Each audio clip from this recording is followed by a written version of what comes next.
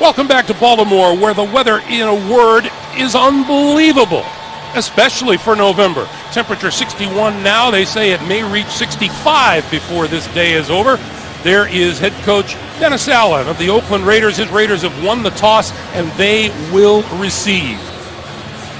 On the other side of the field, John Harbaugh, now in his 5th season here in Baltimore, the only coach in NFL history to have won a playoff game in each of his first 4 years at the helm. The crowd is pumped, and the stadium is full as usual. And it's a tall order, to say the very least, for these Oakland Raiders today. Oh, boy. I mean, as banged up as they are offensively and in this environment, you've got to wonder what turn of events has to happen for the Raiders to hang in there with this Baltimore team. I think the only thing the Raiders can hope for is that the Ravens might be looking down the road with their games with Pittsburgh looming, that maybe their eye isn't quite on the ball. Boy, Francis is deep, and it will roll into the end zone, and it will be down there for the touchback. Well, the Raiders fell behind early against the Bucs last week. Carson Palmer had to throw it. Throw it he did. 61 times, 414 yards, and 4 touchdowns in a 42-32 loss, which you see his numbers on the season. 13 TDs and 8 interceptions so far, completing about 61% of his throws. And Dennis Allen told us yesterday, in order for his team to be successful today, he needs something to happen early. He would like to have something big happen early on. This is Marcel Reese. And Reese with about a 5-yard pickup. Up front, right tackle Willie Smith has taken some heat. Thought he might not be in the lineup today, but the second-year tackle is there. And Carson Palmer with plenty of receiving talent, but his 2 best running backs out of action, fullback Marcel Reese starting at running back today. And keep in mind that Marcel Reese is a former wide receiver in college. He only had 1 carry coming into today's game. He had a few the last couple of years, but he's not the primary ball carrier. He now has twice as many as he did coming in, but he is met just as he crossed the line of scrimmage by McClellan and McLean. Defensively for the Ravens, Haloti Ngata banged up but starts, and on the other side, Arthur Jones starts for Pernell McPhee. At linebacker, Terrell Suggs continues to work his way back to gain shape. His 3rd game back, his first home game since the Achilles surgery in May. And in the secondary, solid safeties in Reed and Pollard, a young Jimmy Smith at one corner, and Kerry Williams having an outstanding season at the other. 3rd and 3.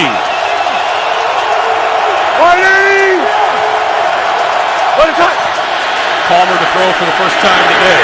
Down the sideline here and caught. Number 86, David Osbury with the catch, and that'll be a first down.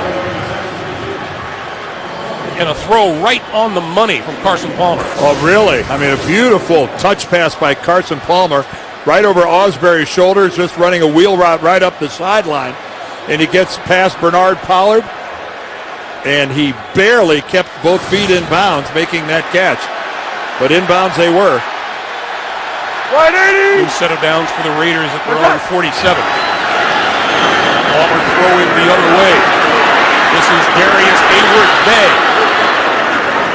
to about the 45-yard line.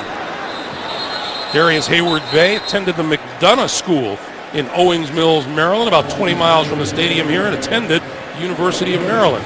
He's a Silver Spring native, and kind of nice to return back.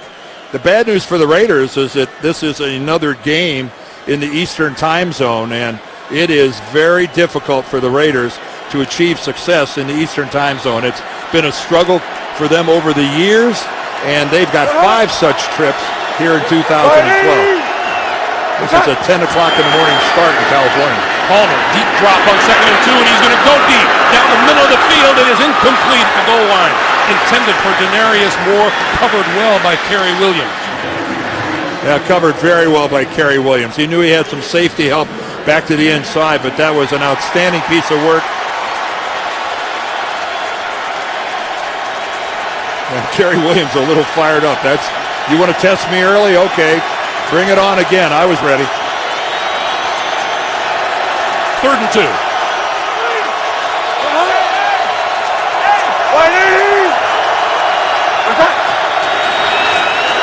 to Reese for the first down, and he may be short.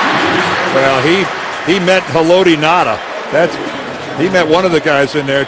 Terrence Cody, rather. I think 62 was in on it as well. Nada's still standing on the sideline. Well, not close enough for a measurement. So this will be fourth down. There's Cody, 62. See him floating down the line of scrimmage, and then he lowers the shoulder and gets in there on it. And I like the way the Raiders are going after it on fourth down, Dan. Well, what do they have to lose? Palmer trips and goes down and loses yardage. Some dignity might be the only thing they had to lose. Wow, on a fourth down play, falling flat on your back. Let's see if he gets stepped on. Right there, his right guard, Mike Brazel, steps right on his foot. Ball goes over to the Ravens. As the Ravens take possession for the first time today, quarterback Joe Flacco, offensive coordinator Cam Cameron says he loves the way number 5 runs the Ravens no-huddle offense, and you will see some of it today. Ray Rice across midfield into Oakland territory to about the 47-yard line. And a little scrum amounts to nothing at about the 50-yard line. Michael Orr involved. And the Ravens will come right to the line again.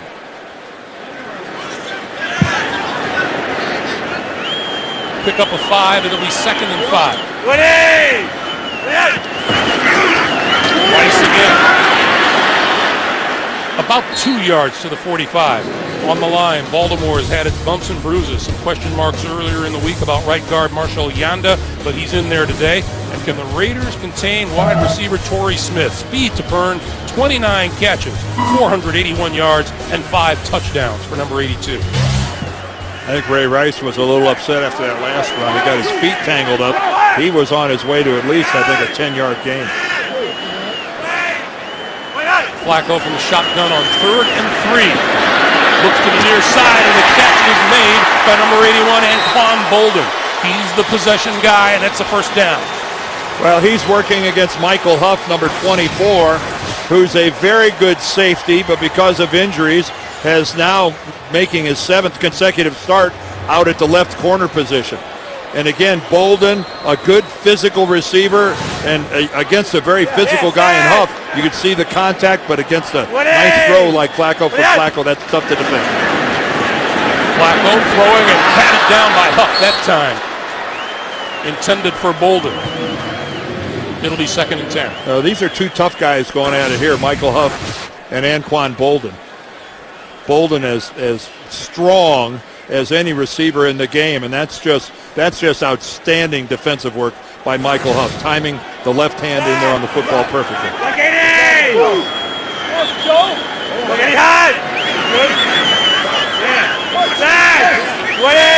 Rice thrown back behind Flacco, and he gets the handoff, and he gets wrapped up by Desmond Bryant. Oakland's front 4 minus the veteran Richard Seymour today. It is Bryant in his 4th year out of Harvard starting for him.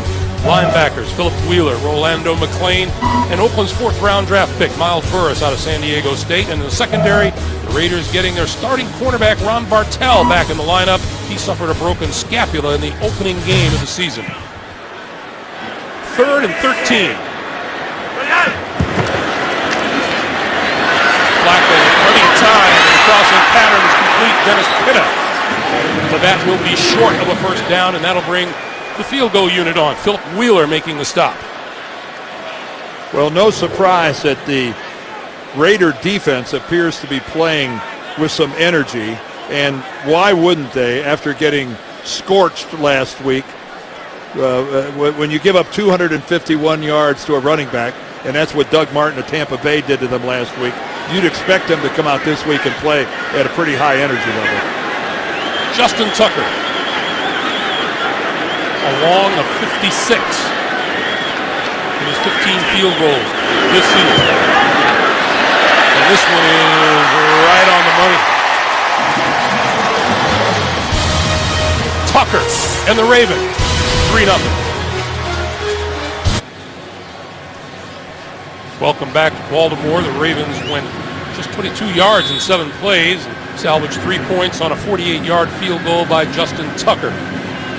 3-0 lead. Coy Francis deep for the kick. And he will run this one out for the 5 yards deep in the end zone. Right up the middle. And out across the 20 to about the 24-yard line. Brendan Ayanbadejo making the stop.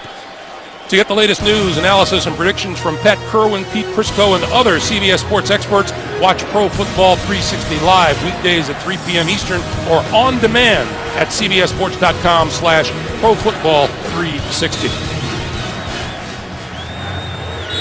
Well, Haloti Ngata was announced as a starter in this game, but has not yet seen action. And John Harbaugh kind of indicated he wouldn't play much if he did at all today. Well, he's got knee and shoulder problems. Oh, I think Suggs batted that one away. You don't have to knock a quarterback down to make your presence felt. And Terrell Suggs playing to the crowd a little bit, and they respond. How unlike number 55. Yeah, really. He ends up getting cut, but before he went down, he elevated and got the football. Just waiting to see that explosiveness in that first step. And Terrell Suggs, such a powerful player, when he would hit a guy, that guy would rock backwards. He's still working his way back to that level from that Achilles. Play fake to Reese. Palmer over the middle. And that's Reese coming out of the backfield making the catch. He has shown this season he can do that. The stop made by Jameel McClain, but Reese came into this game with 26 receptions for 272 yards and a touchdown. And some of those, Greg, acrobatic. Marcel Reese is as we mentioned earlier, a former wide receiver in college, but he's got great hands, good feel out in space.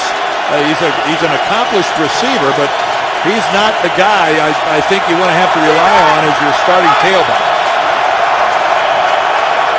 Baltimore showing pressure right up the middle. Here they come. Palmer under pressure. Over the middle, that's complete, but short of a first down to the tight end, Brandon Myers, and Bernard Pollard was there with the hit. Well, Bernard Pollard, a smart safety. He knows that when that pressure is coming up in the middle, you can squat on every route. You know it's got to come out in a hurry, and Carson Palmer gets rid of it in a hurry, pays the price. He ends up with the completion, but Pollard's coverage so tight, Myers never had a chance to turn his shoulders upfield. The speedy Jacoby Jones back for the kick upcoming.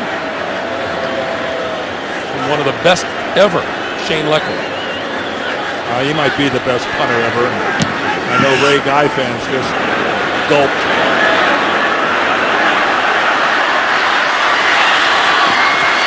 Jones cutting it back and spinning across the 20 to about the 21 or 22-yard line.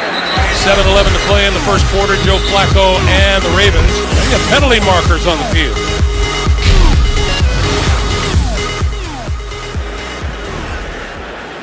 Our referee today is Ron Winter. And we've got an injured player back at the 12 or 13-yard line.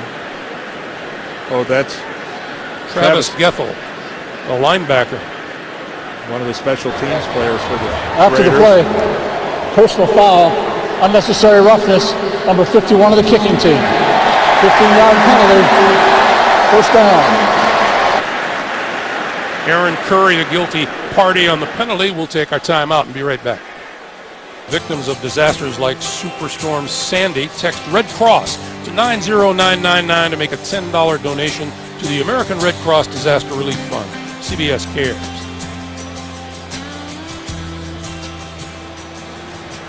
That's Travis Geffel, and able to walk off the field and is trying to walk it off on the sideline. Meanwhile, Flacco and company from their own 32 at the screen to the far side of the field. And not able to get away is Vontae Leach. He's wrapped up and leading the charge, Matt Shaughnessy. A screenplay can be so good looking when it fools the defense, and it can be so dead in its tracks when the defense smells it out ahead of time, and that's exactly what Shaughnessy did there. And you say to yourself, well, why did the quarterback even throw the ball? Well, you know, sometimes a guy will get lucky and break a tackle. You never know, but that play was DOA. Loss of 3 on the play, 2nd and 13. 20! 20 out! Rice. Out across the 35 to about the 37-yard line where Lamar Houston makes contact and brings him down. Even though he's not in on the tackle, Tommy Kelly, number 93 there on the left side of your screen, he got penetration and he forced Ray Rice, I think, to take away some of his options. And, that ended up being a run for about 3 yards, but give Tommy Kelly credit. He took away the back side and Ray Rice committed to the front side, had no other place to go. Good chance for the Oakland defense to get off the field here on 3rd and 9. And the blitz, Flacco right on the money. And out across to the 45-yard line is Dennis Pitta for a first down.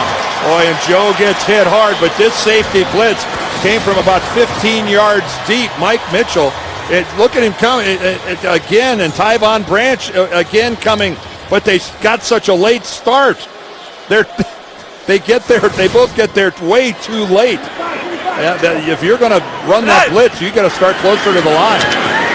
This is Rice, and Rice going to lose yardage on the play. Again, penetration from the Raiders' defensive line against this offensive line of the Ravens. Desmond Bryant and Lamar Houston. Dan, does it strike you there's a trend in the NFL to small running backs? We've got Ray Rice here, Maurice Jones-Drew, and how about the little guy down in Tampa that we saw on the pregame show Doug today? Martin, sure. And, hey, Barry Sanders wasn't a tall running back, and neither was Emmitt Smith. Marshall Faulk, not exactly a tall guy. Rice straight ahead. Well, I can tell you right now that this is a Raiders defense. I mentioned it last time. They're playing out of a little embarrassment over what happened to them last week, and they're bringing it right now.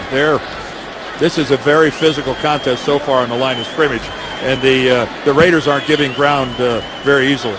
Ray Rice up over the 5,000-yard mark for his career. And that 4.6 yard per carry average, that's a nice number. That's a very nice number. And another 3rd and 9 for Flacco. With time. Throwing and wide open. He's got his man, Ed Dixon. Dixon inside the 5. It'll be 1st and goal. And he got the one-on-one matchup with Philip Wheeler, the linebacker. And the minute Flacco spotted that, he knew he had something. Because Ed Dixon can really run. And he's got the single matchup on number 52, Wheeler, and Wheeler just falls way behind. And that was a perfectly thrown pass by Joe Flacco. Right down the seam to Dixon. On 1st and goal, it'll be Rice trying the left side toward the end zone. And no touchdown call yet. He's just short of the goal line. Well, he ended up in the end zone, Greg, but I think he bounced in there. He ended up in the end zone with the football across the plane, but the line judge there ruling that he hit the ground prior to the end zone. And here we go with a little hurry up. On 2nd and goal, Flacco keeps it himself for the touchdown.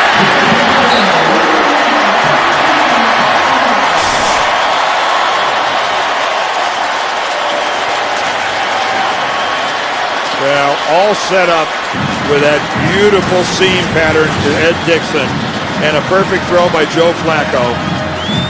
And right now, this is the Raiders' worst nightmare on the road at M&T Bank Stadium on the verge of going down 10-0. Dennis Allen,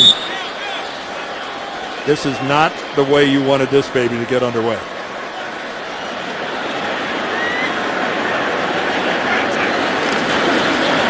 Tucker's extra point attempt is good, nor is it the big start that Dennis Allen was looking for from his team.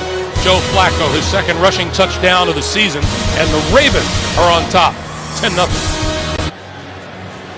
Coming up on 3 minutes to play here in the first quarter, you see the Ravens went 63 yards in 8 plays for the touchdown. Flacco and company on top, 10-0. Coy Francis at the goal line. And will not run this one out of the end zone. So the Raiders will come out to their own 20-yard line and hope to get something started against the Ravens after this. We told you at the top of the show that the Raiders fell behind Tampa early last week and had to really commit to the pass. You wonder how much Greg Knapp will go before he does that exclusively, Dan. This is Marcel Reese. Nowhere to go. Courtney Upshaw with the stop, and we have a penalty marker on the field. Holding. Offense number 61. 10-yard penalty. Repeat first down. Stefan Wisniewski, the center, guilty of the hold. I just don't think Knapp can abandon the running game, not in the first quarter, even though they're down 10-0. Now, this doesn't help now that we're going back to a 1st and 20, but he has no choice. He cannot sit back and just expect Carson Palmer to throw it every single snap from here on out. Jeremy Stewart making his first appearance of the day in the backfield. He gets the handoff, tries to turn the corner, and is out across the 15 to about the 16, 17-yard line. Well, we mentioned earlier about the fact that Ray Lewis was here and fired up the home team. He showed up at their training complex Friday before practice. He says his tricep surgery went extremely well, that he's on track, and he certainly plans on coming back either late in the season or in time for the playoffs, of which the Ravens will almost certainly be a part of it, courtesy of their 6-2 start. Stewart still in the backfield. Palmer throwing far side of the field, and the screen set up for Jerron Kreiner, and Kreiner breaking tackles out to about the 28-yard line. Well, nice little, this is just a wide receiver screen. He comes back, sets up enough time for his blockers to get out in front of him, and a couple missed tackles along the way. Donnell Ellerby had a shot at Kreiner and couldn't bring him down. Missed tackles, something that have been bothering the Ravens, part of their defensive plan that they'd like to tighten up. So from a 1st and 20, Palmer and company looking at a 3rd and 1. Palmer throwing, and that is complete out to the 40-yard line to Rod Streeter. Let's get our first update of the day. To New York, JB and Dan Marino. Cam Newton and Mike Tolbert sets up this play, Dan. All right, Cam Newton, little play-action pass, and then Greg Olsen just slips out to the left, wide open, goes in for a 4-yard touchdown. Carolina up 7-0. Hey, did I hear Dan Beardorf play tight end either in Pee Wee or Midget League? Or I hope so. Yeah, I'm sure he did. Greg Gumbel, Dan Beardorf. Is that right? Yeah. Great hands. Unbelievable. Acrobatic. That's the word I heard more often than anything else. Ballet-like. Circus. End arounds. Here comes Darius Hayward-Bay. Nowhere to go. And down at about the 35-yard line. Courtney Upshaw, the rookie out of Alabama, making the stop. Courtney Upshaw is really starting to come on. I think everybody knows the story. Showed up overweight, failed the conditioning test. But now that he's getting some snaps, he's worked his way into shape, played very well last week, did a good job setting the edge, and he's a guy that his asserting himself on the field could be a big plus for this Ravens team. They need some young guys like that to step up. Tywan Jones in the backfield for the first time, and the screen is to Jones. Across the 40, out to about the 42-yard line. And Tywan Jones can run. Tywan Jones is extremely fast, very quick, and if he gets one-on-one, that guy in front of him has got a handful. With that, we wind down the final seconds of the first quarter. It was all Baltimore. 10-0 Ravens. We're coming back after these messages. You're watching the NFL on CBS, the home of Super Bowl 47.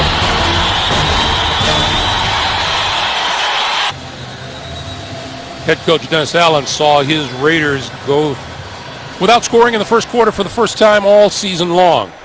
It's funny, we're talking to them, asking him how does he get his team up to come in here and play against the Ravens. He said, I told him the old Wally Pip Lou Gehrig story.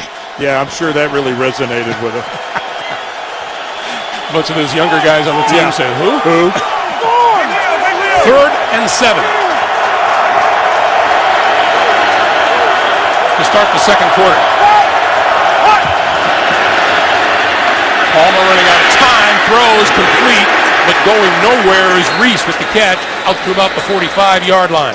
Bernard Pollard again with a good tackle. And a penalty marker on the ground.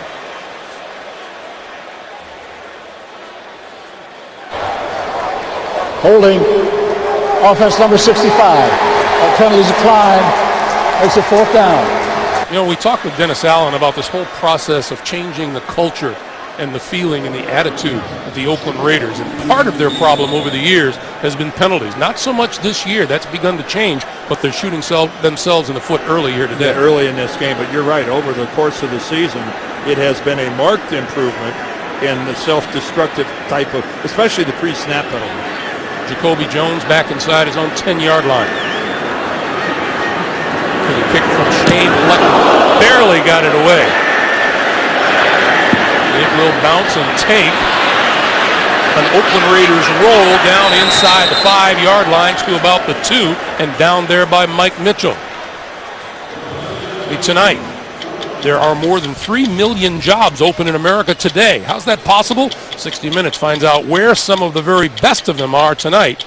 Only CBS. 53-yard punt by Shane Leckler. Yeah, there's some pressure coming right up the middle from the Ravens right there. And, you know, Leckler did a nice job. That was a full-blown grade A Academy Award flop by Leckler. That Raven went sliding right by him. He said, well, maybe I'll just sit down on top of him and see if I can draw a flag.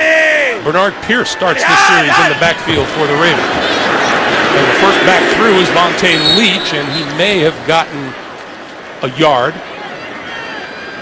out to the 4. I think I've been counting. That's his 21st career carry for Vontae Leach. A guy who's earned every one of those by being the best blocking fullback of his era here in the National Football League. He has had a lot of terms applied to him, road grader, you name it, and they're all true. He delivers a thud when he blocks for his running. Comes off his second Pro Bowl. You figure he should have had many more than that. Quick pass out to the near side. That's complete to Bolden, and Bolden chased out of bounds. And once again, another update from New York, JB and Dan. Peyton Manning tying Dan Marino. JB. Peyton Manning 10 yards to Brandon Stokely, tying Dan Marino. 420 touchdown passes, second all time. Oh, gosh. Hey, Dan Dierdorf and Greg, he said he was going to talk in the third person, and he did. Back to Greg Gumbel and Dan Dierdorf. You could tell that just hurt for him to say that. I could feel the pain. I think you better get used to it. No signs of quitting. First down for the Ravens. Flacco being chased, throws, and that's complete. But spinning at the 10-yard line and losing yardage on the play is Bolden.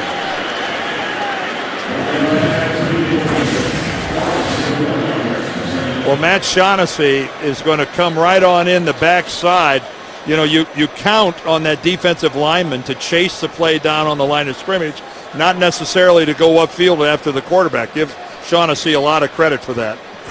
And then he smartly just pushed him over, didn't deliver a real blow. Loss of 1, 2nd and 11. Keep in mind the Raiders are playing on that defensive line without their best defensive lineman. Richard Seymour didn't make the trip because of a hamstring. Bernard Pierce pops it to the outside. And we have a marker down back at the 9-yard line. And this is going to be against the Ravens, and he'll bring it back.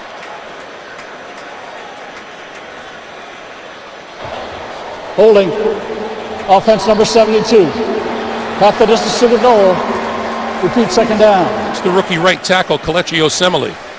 Well, just when it looked like the Ravens had dug themselves out of a hole, now they go right back into huddling in the end zone.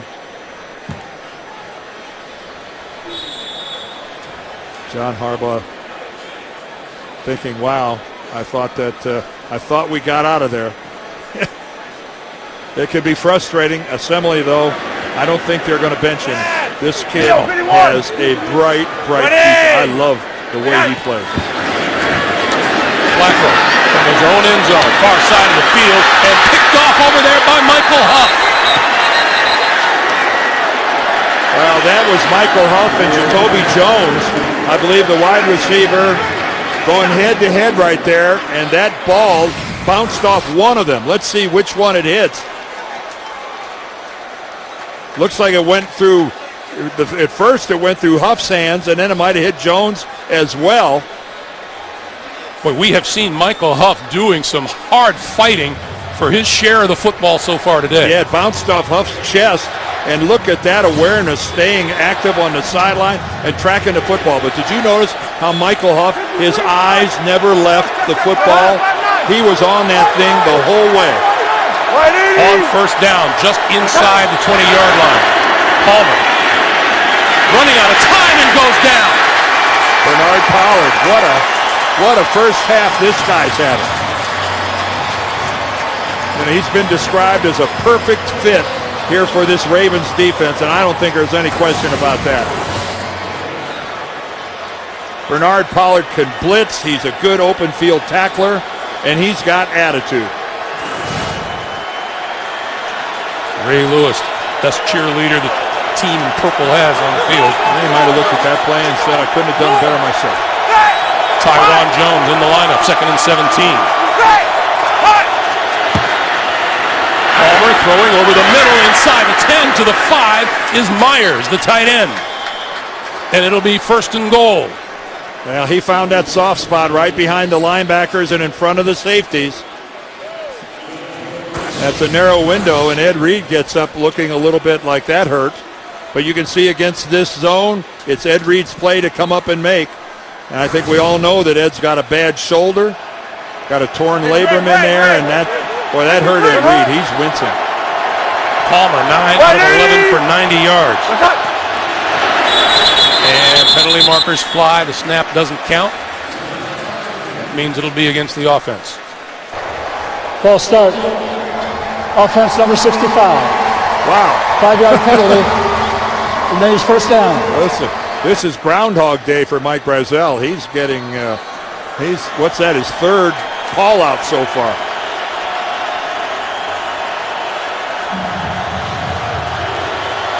So they'll repeat the first down, this time from 10 yards out.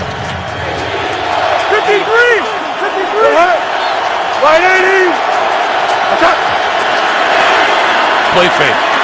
Palmer with time, throwing, and that's complete, and out of bounds, short of the 5-yard line is Reese. Now we ask the Raiders time and time again, how do you replace the speed that you lose with McFadden and Dixon? And they say Reese is pretty quick for a big guy. Yeah, he is pretty quick, but he doesn't have this new zone blocking scheme that the Raiders have put in. It really requires a back that's got that one-cut explosiveness, and that's really what Darren McFadden brings to the table. His absence is, in reality, it's irreplaceable for the Raiders. 2nd and goal from the 7. Palmer throwing inside the 5 to about the 3 is Darius Hayward-Bay, and Kerry Williams right there to make the hit.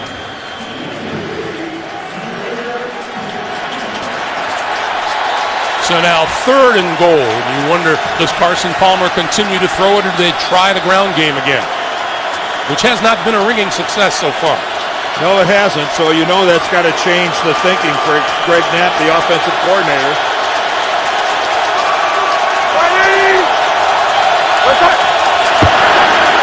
He'll throw it. Pulling it down, throwing it overthrew a wide open receiver, and we have a penalty in the end zone. Intended for Brandon Myers. Well, Brandon Myers was so open, and I think they're going to say offensive interference. Pass interference. Offense number 83. That penalty decline. It's a 4th down. Well, that's how Myers gets this open. There he is, number 83, right in the middle. Well, I don't see how you could call that offensive interference. Doesn't make any difference in an incomplete pass anyway. But that was hardly a shove off. The way contact in the end zone is tolerated, especially with a tight end. I'm not sure I'd even call that contact. No, it was minimal. Sebastian Janikowski, 47 straight field goals from 40 yards or less, 22 yards, no problem for Seabass. 10:05 to play in the first half. Raiders on the board for the first time. It's 10-3 Baltimore. That's a look at Michael Huff. It was his interception that gave the Raiders field position. They didn't convert it to a touchdown, but they did get 3 points out of it. It's 10-3 with 10:02 to play in the first half. Jacoby Jones deep. And he will not return this one right off the crossbar. So it'll be first down from the 20-yard line for Baltimore when Flacco takes his next snap. I look at part of downtown Baltimore on a day that even I can't complain about, Dan. There's Haloti Ngata on the exercise bike playing very sparingly here today. First down from the 20. This is Rice trying to turn the corner and is out of bounds at about the 23-yard line. One of the things the Ravens have done here to try to kickstart this running game, Ja Reed, number 76, has gone in at left guard for Bobby Williams. Williams nursing a bad ankle, but this Ravens running game has not gotten loose. 10 running plays for a grand total of 17 yards. That's not getting it done. Flacco gonna go deep. Got his man. Complete to the 30-yard line. Jacoby Jones. Well, first of all, it starts with a great blitz pickup by Ray Rice. And then no safety help to the inside.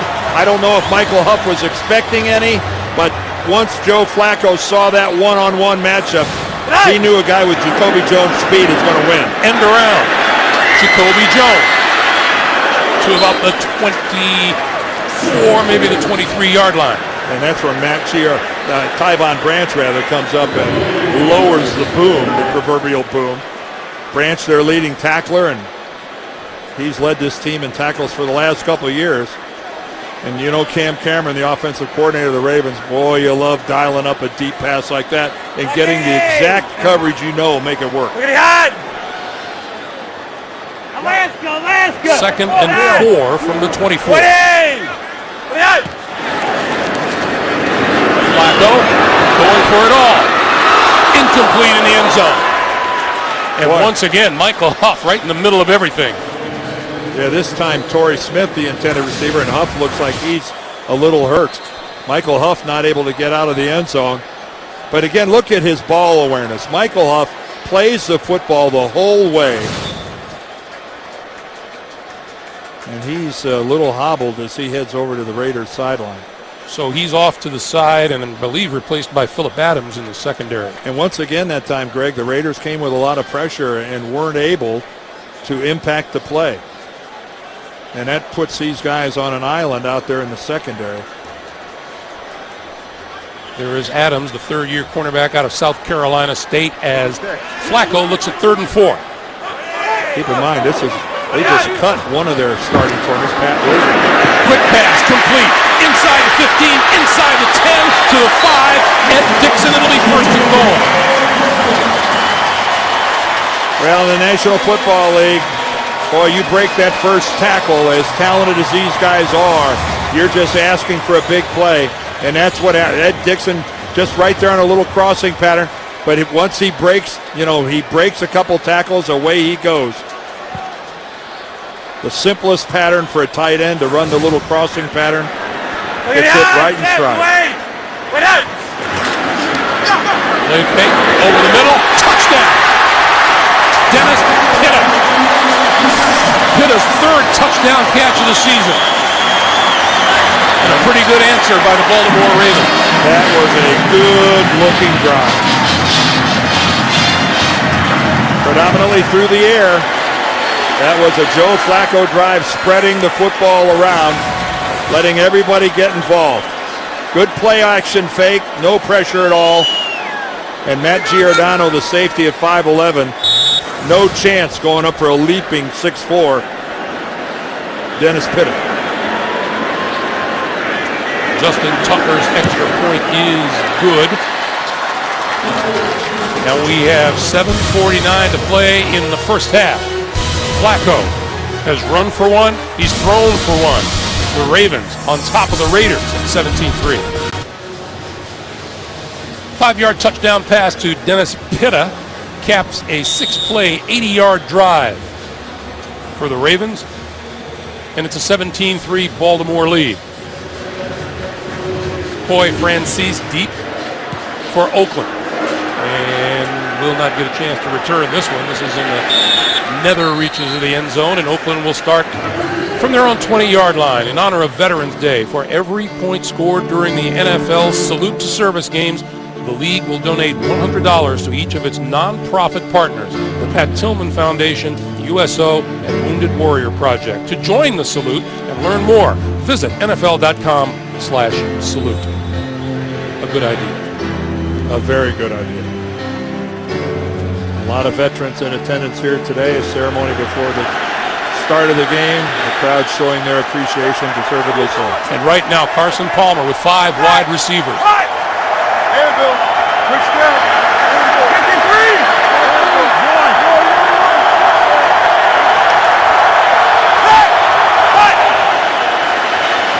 Palmer throwing. Looked like it was tipped at the line of scrimmage. Indeed it was.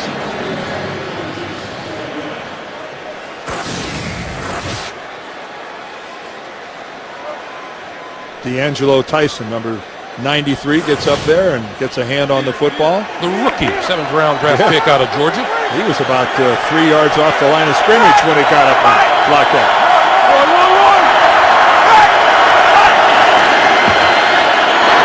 Going the other way, that pass is complete to Denarius Moore. Well, the Oakland offense so far today is the running game isn't going much of anywhere. That's hardly a big surprise given the injuries they have, which means there's a lot of pressure on the passing game. Trying to get Hayward Bay on a end around doesn't work.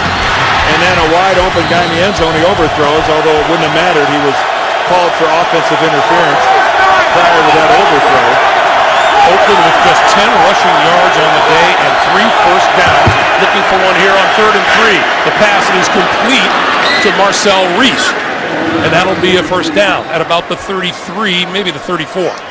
And out of a spread formation with no running back in the backfield, that was actually a pretty easy conversion for Carson Palmer and Marcel Reese. He was very open. Up to this point, the Ravens have been doing an outstanding job of sitting on all the short routes that the Raiders are trying to run. Palmer, quick kick, Gerard Triner, and Triner out of bounds. And once again, to New York, JB and Dan Marino. Tony Gonzalez with the new record. Yes, Matt Ryan, 2 yards of Tony Gonzalez, his 100th touchdown pass, the first tight end to reach that number. 17-14 Atlanta. Hey, Greg Gumbel, even if Dan Dierdorf didn't play tight end, we're adding yeast to the story anyway. Greg Gumbel, Dan Dierdorf. It doesn't matter that I wanted to. I desperately wanted to. We have penalty markers down as Marcel Reese takes it to the 50-yard line, and this will back the Raiders up. Holding. Offense number 65. Whoa. 10-yard penalty. Repeat first down. You say his name. I don't want to say it anymore. I think we all know it. Mike Brazel not having his best afternoon. Now that's 4 accepted penalties on the Raiders. Keep in mind the one offensive pass interference was declined because it was an incomplete pass. So 4 accepted penalties already, and Mr. Brazel is the proud owner of all of them. Palmer had it tipped in the air and intercepted by Kruger. Paul Kruger, his first interception of the season. Maybe this is what happens, Dan, when you're committing. You have to throw the ball because the Raiders just haven't been able to run it. Well, you played the tip drill because it normally gets tipped to someone else. In this case, Kruger tipped it to himself. He's reading it all the way. He just stops his pass rush. He just floats there, waits for Palmer to throw it, times it, and bats it to himself. That was really a piece of smart football by Paul Kruger. He pulled up in rushing the passer. He stopped about 4 yards away from Carson Palmer and then just tried to time his leap, and obviously he timed it perfectly. On first down, Flacco. Flips it to Rice. Penalty marker is thrown in the backfield. And this will be a hold on the Ravens.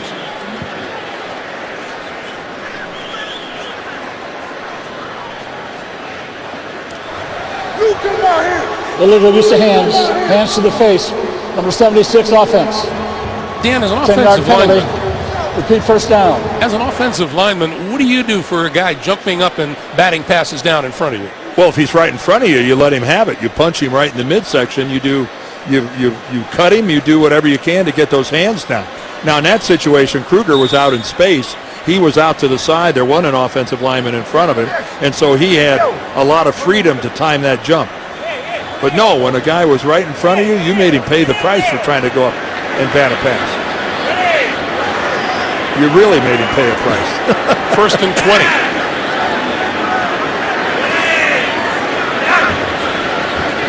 Quick pass this side and in and out of the hands of Camden Goss.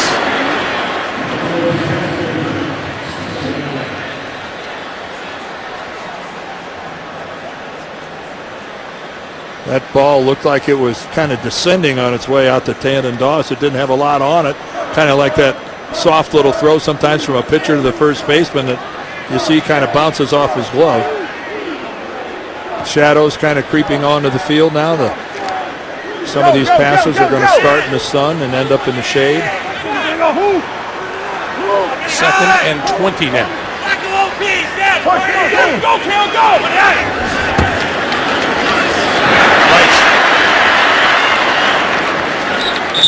To the 37. There is plenty of sunshine and shade for the players on the field to deal with here this afternoon on this brilliantly bright day in November. Well, November the 11th, and to think that it's nearly 70 degrees here in Baltimore today. Soft breeze, bright sunshine. It just couldn't be better. And this team, of course, and these fans, boy, did they get fired up when they saw Ray Lewis down on the field during pregame warm-ups. Ravens' only home game of the month. Flacco over the middle. Penalty marker down as Dennis Pitta dove for the ball.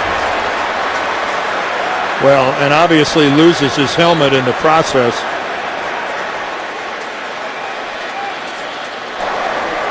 Personal foul. Unnecessary roughness hit to the head of a defenseless receiver. 15-yard penalty. First down. Well, referee Ron Winter didn't identify who it was, but there it comes in right there at the end. All right, coming in here from the right. That looks like Philip Wheeler, the linebacker. And even though it wasn't a helmet, it was his forearm, and that still counts. It was to the head of Dennis Pitta. It doesn't have to be helmet to helmet. You can strike him with your shoulder pad, a forearm, but if you strike that defenseless receiver in the head, it draws a personal foul. This is Rice. And dragged down from behind, Miles Burris doing a terrific job of cutting yardage out of that play. Boy, Ray Rice had Michael Orr out in front of him, and it looked like I'm not telling Ray Rice how to run, but you got to give a guy a chance to set up the block. As we saw Dennis Pitta head down the steps towards the Ravens locker room, but you got to give your offensive lineman, you got to give him an opportunity. And this time Ray Rice almost passes Michael Orr, and in fact they get crossed up and tangle their legs together. A little more coordination between the two would have yielded more success. Rice on second and 7 up the middle, close to the 15. As we come up on 4 minutes to play here in the first half.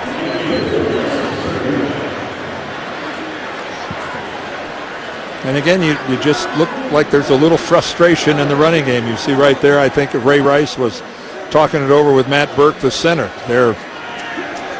This is a prideful football team, and they know the importance of getting their running game going, especially in this division as we move into November and December. You saw how well Baltimore has performed so far in the red zone. 2 for 2 touchdowns. They came in ranked 6th in the league. This one down the sideline, leaping and incomplete in the end zone for Torrey Smith. Well, Ron Bartell, who just got activated for this game today. This is his first playing of the 2012 season since he got hurt in the opener. Broke a shoulder blade in the opening game, and he has been out since he's been rehabbing, and that's right in the middle of it. Good play getting up and breaking it up. 4th and 4. Tucker, good from 48 earlier. This one from 34. And looked for a second like he might have pulled it, but he sneaks it just inside the left upright. Another 3 for the Ravens, 20-3, Baltimore. Back in Baltimore, the Ravens make good on an interception, turn it into points on the board. 20-3 Baltimore with 3:16 to play in the first half, and the Oakland Raiders looking to make something happen before this game really gets out of control. Coy Francis deep. And Justin Tucker is not giving them a chance to get anything going on the return. Tomorrow, 2 broke girls find the sweetest thing possible in a candy store on a new episode. That's tomorrow only. CBS. Well, it's on Carson Palmer's shoulders now. Down by 17 points, 3 minutes left in the second quarter.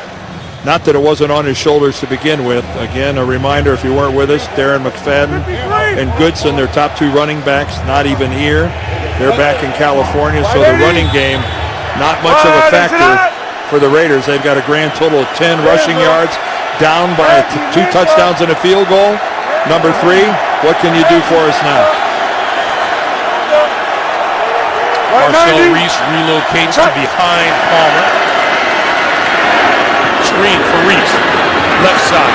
Walker's leaping in the air and comes down at about the 28-yard line. He really tries to go right over the top of Kerry Williams. Look at what Williams does a great job of squaring up and not going too low. That's a heck of a job by Kerry Williams. I'll bet you 45 didn't expect his man to stand up. No, normally you're hoping that they're going for the shoestrings down there. The plan was not to get impaled on Kerry Williams' helmet. 2nd and 1.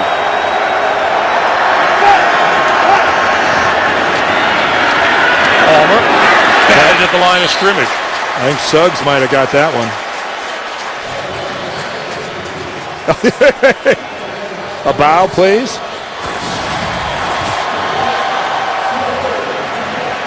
Yeah, here we got a little bit of a corner blitz, but then again, floating around in the middle, again realizing he wasn't going to get pressure, getting too close to Carson Palmer. Terrell Suggs just played smart football, elevated, knocked it down. 3rd and 1. Reese looking for the first down, has it across the 30 and out close to the 35-yard line. I can't think of anything more frustrating for a quarterback than to have a wide receiver in your sights and have the ball on its way only to be tipped or knocked down by a defensive lineman or a linebacker. And it's been happening since this game got going, where defensive linemen have batted balls, but it's becoming an art form now. We're seeing more of it than I can ever remember. Pass is complete to the far side of the field. Derek Hagan with the catch, and looks like he will be just short of a first down as we get the 2-minute warning. 2-minute warning hits with 1:53 to play in the first half. Carson Palmer looking to make something happen before the break. Hey, coming up on the Verizon Halftime Report, JB, Dan, Shannon, Boomer, and the coach have all the latest NFL scores and highlights coming up on the Verizon Halftime Report.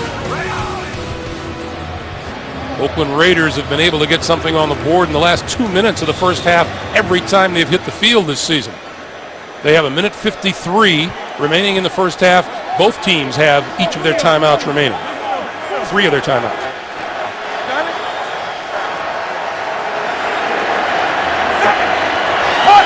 On first down, Palmer running out of time and throws incomplete. Pass intended for Marcel Reese.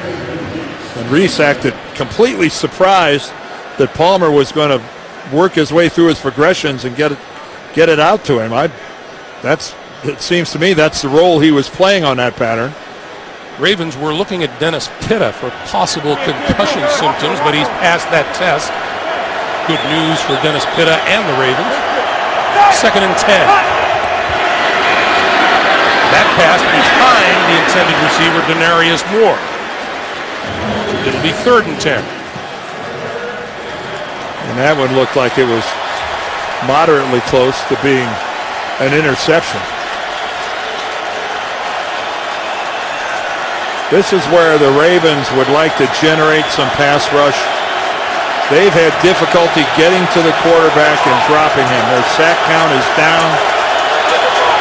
Granted, Suggs missed most of the first part of the season, but still they don't have a lot of great natural pass rushers on this defense. Palmer throwing and wide open at the 35-yard line. Breaking away is Hayward Bay to the end zone. Touchdown, Oakland. And Ed Reed's bad shoulder just got worse. Ed Reed is limping. He is walking towards the Ravens bench. He's hurt. And that was Ed Reed that bounces off. Take a look. Here comes Ed Reed, number 20. And he just bounces off of Hayward Bay, who runs on in for a touchdown. But I think more importantly than the touchdown is the fact that Ed Reed really looks to be banged up. He does. Look at him on the ground in the background there, lying there on his back. 55-yard pass play. The Raiders again score in the final 2 minutes of the first half. Ed Reed trying to recover. Minute 37 to play. 20-10 Ravens. Back in Baltimore, Ed Reed trying to recover. Perfect example, Dan, of him delivering a hit, and he took the worst of it. Well, really, and we know he's banged up, but he comes in. He's been playing one-armed anyway. You can see he can't wrap up with that right arm. He makes no attempt to even wrap up with that right arm. And, you know, all he could hope for in a situation like that was that he was going to knock Hayward Bay to the ground. And Hayward Bay at 6'2", 216 just shrugged him right off. Jacoby Jones, no, he had thoughts of running this one back, but he stepped on the end line out of the end zone. So it'll be a touchback, and they'll come back out to the 20-yard line.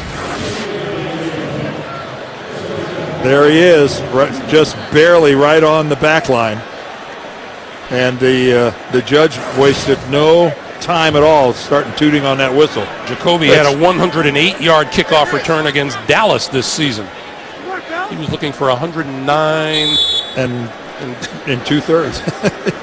7/8. Coming up on a minute and a half to play here in the first half.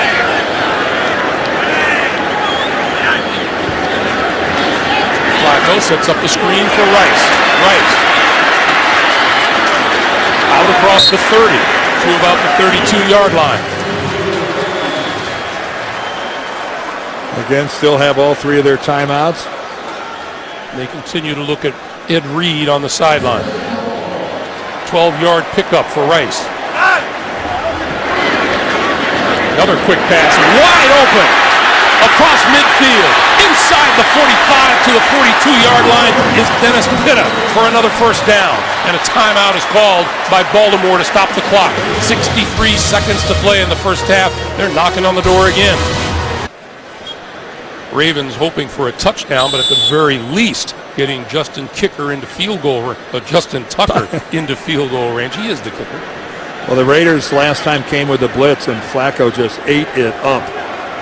Got rid of the football in under 2 seconds, and a wide open Pitta. They're going to blitz. They better tighten up coverage. Quick pass far side of the field. That's complete to Jacoby Jones, and Jones inside the 40 to the 36. It's a heck of a dilemma, Dan, because if you stop blitzing Joe Flacco, then he's really going to eat you for lunch. Well, but if you're going to blitz him, then you can't allow someone to be that wide open just 5 yards downfield. You got to tighten up your coverage. Flacco will pop to Rice. Rice, 25, 20, and out of bounds at about the 18-yard line. Smart football by Ray Rice. Smart football. Head for that sideline, pick up yardage, stop the clock. You still got 2 timeouts left. The middle of the field is there for you. And that, by the way, was a nice touch pass by Joe Flacco. Rice had a step on the defender, and he dropped it where he could take it in full stride. Monday, right? Hey! 32! Go back! 20! Flacco over the middle. Pitta. Now take your timeout. And Baltimore burns its second timeout here in the first half. They have one remaining and 30 seconds on the clock. We'll take a break. As we get back to action, Joe Flacco slicing up this Raider defense like a surgeon. Pitta was the guy last time down here. On first and goal.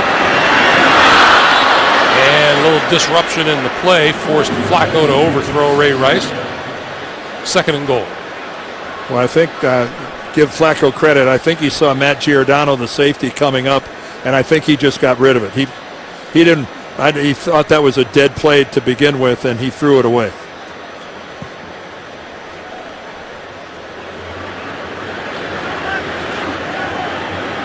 Second and goal.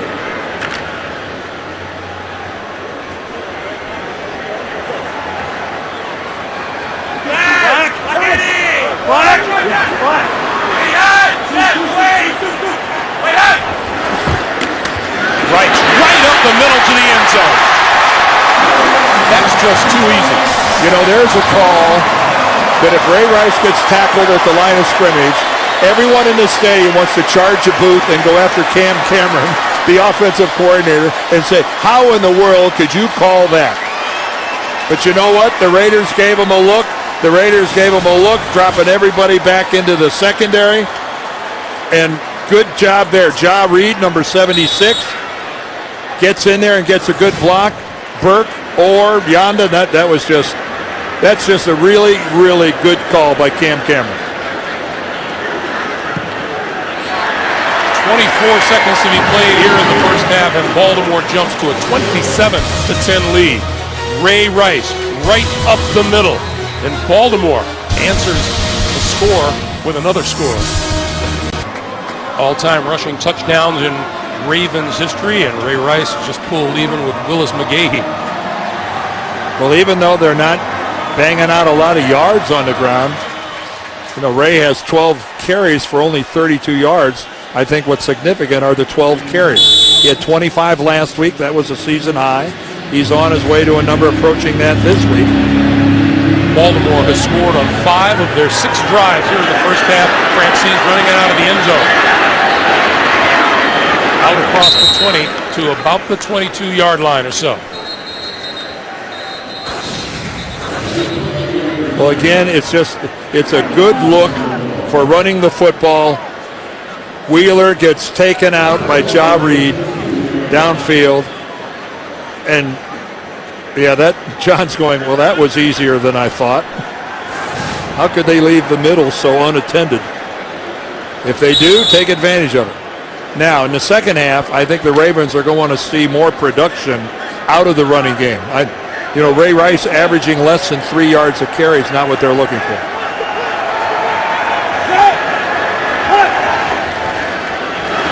On the draw, Marcel Reese loses yardage, and that'll do it for the first half. And the bad news for the Raiders is the Baltimore Ravens will get the kickoff to start the second half.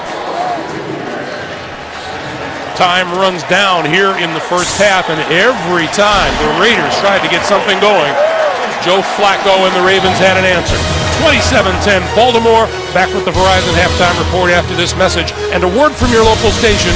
You're watching the NFL on CBS, the home of Super Bowl 47.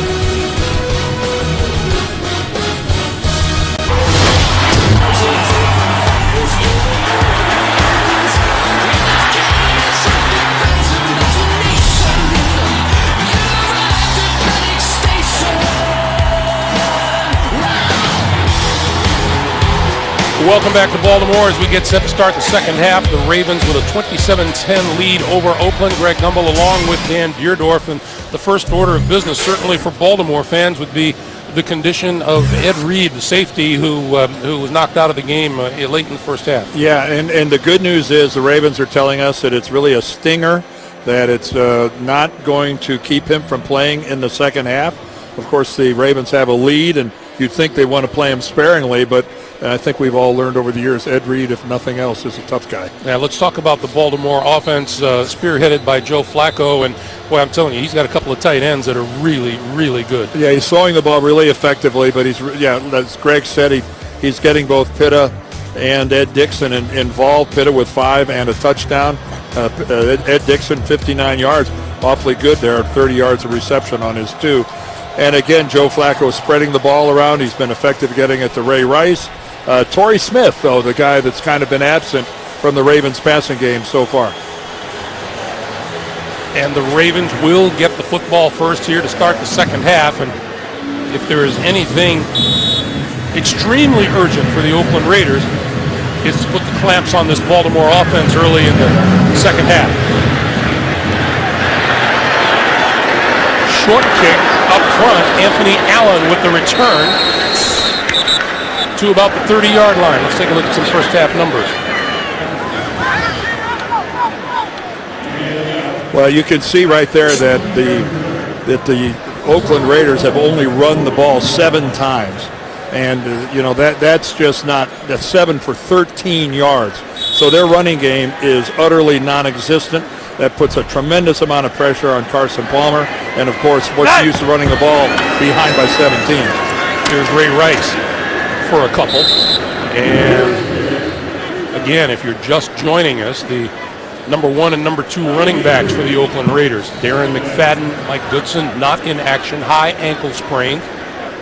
And Dennis Allen reduced to a very young Taiwan Jones, moving Marcel Reese over from fullback to the running back position. And Marcel Reese is getting the majority of the snaps because he's the more trustworthy of the 2 in terms of his blitz responsibilities. I don't think they trust Taiwan Jones to be an effective blocker and a guy who can handle his blitz responsibility. Flacco for Rice. And Rice brought down short of the 40-yard line. In addition to that, Taiwan Jones, we have penalty marker down. In addition to that, Taiwan Jones has shown a problem with ball security. Right, so that's a double whammy. But in a situation, and it's, he's got such big play potential. But if you've got to earn your way onto the field by being a complete football player, and Taiwan Jones hasn't yet ascended to that level. Oh, but what speed he has. 4.28 in the 40. That's fast. Ron Winter running a conference out there. I don't know if we have multiple fouls. Personal foul. Face mask. Defense number 52. 15-yard penalty. First down. Boy, those personal fouls continue to mount up for the Oakland Raiders. Well, Philip Wheeler, yep, he grabs and pulls, and when you see the ball carrier's head come down, that's a pretty good indication you got a pretty good grip on it. Coming into the game today, surprisingly, it was the Baltimore Ravens with 22 personal fouls, most in the NFL. They haven't committed one here today. The Raiders with half a dozen. Flacco going deep, wide open, inside the 5, touchdown, Torrey Smith.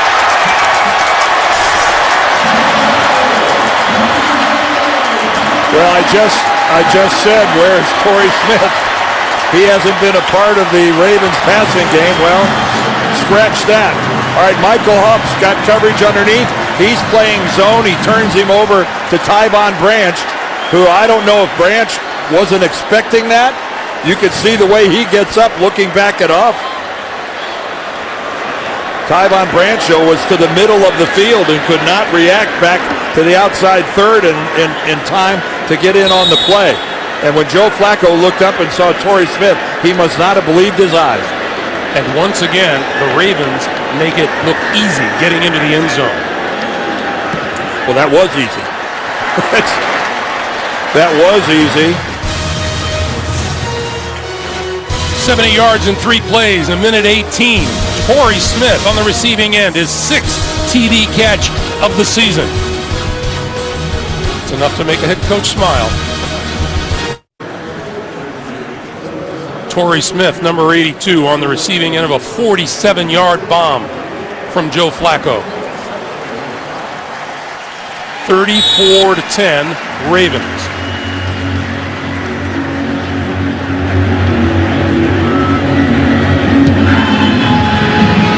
Boy, Francis will not run this one out of the end zone either. this is going to be a really tough film study for the Raiders. Well, here's Torrey Smith. Here's Michael Huff. Here's Matt Giordano, the safety. I think that he's going to get turned over, and Michael Huff is looking for deep help, but Giordano, he runs up, and by the time he reacts back, he's out of it. Tyvon Branch has got the other side of the field, and he tries to get back in on it. That's not his play. That is not his play. Tyvon Branch, no wonder he looked surprised when he got up. What am I having to deal with this for? That was confusion between Huff and Giordano. Marcel Reese with some running room straight ahead, out close to the 30-yard line. And that's very close to another first down, to a first down. It'll be second and very short yardage. Marcel Reese, Jeremy Stewart, Darius Hayward-Bay. Yeah, on that one ill-fated end around. Good for a -4 yards. And did you really expect much else in trying to replace McFadden and Goodson? 5-3, lost 24. Get hurt. 180. What's up? On second and one, Reese again. And Reese has the first down off the right side out to about the 33. And just as last week when Carson Palmer had to throw it a lot when the Raiders were behind, anticipate he'll be doing the same thing again here in the second half. Yeah, what are you going to do? Now, the good news is Ed Reed is back out there on the field. I'm sure he's going to try to limit having to lay a big hit on somebody. There's number 20. And Tywan Jones in the backfield 180. for the Raiders. What's up? Play fake to him. Palmer throwing. And out of the backfield making the catch is Marcel Reese down the sideline.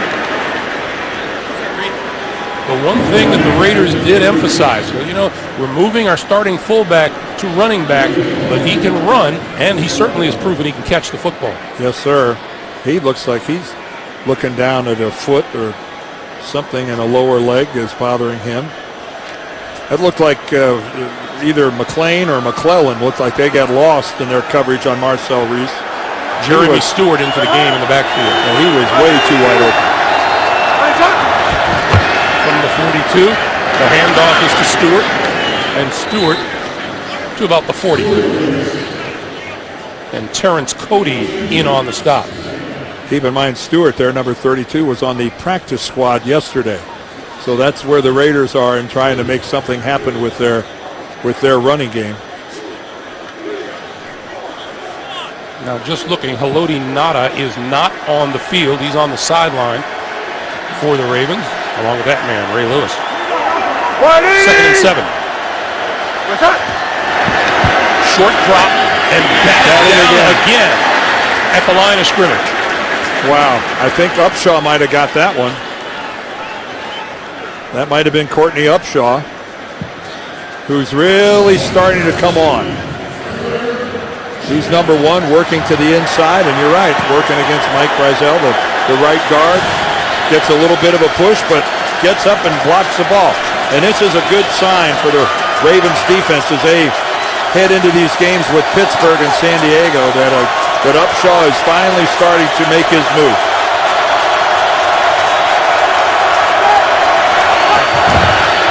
On 3rd and 7. Sideline, and that is complete to Darius Hayward-Bay.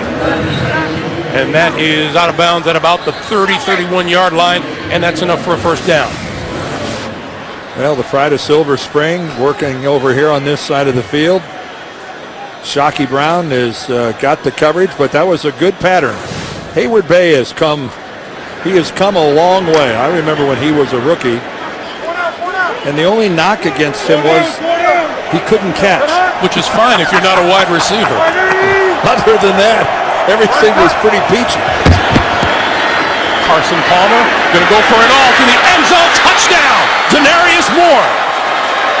Well, that's got to be really frustrating for the Ravens secondary to let somebody climb over the top of you that time the way Denarius Moore did. All right, here he is again, taking a look underneath. That's Graham.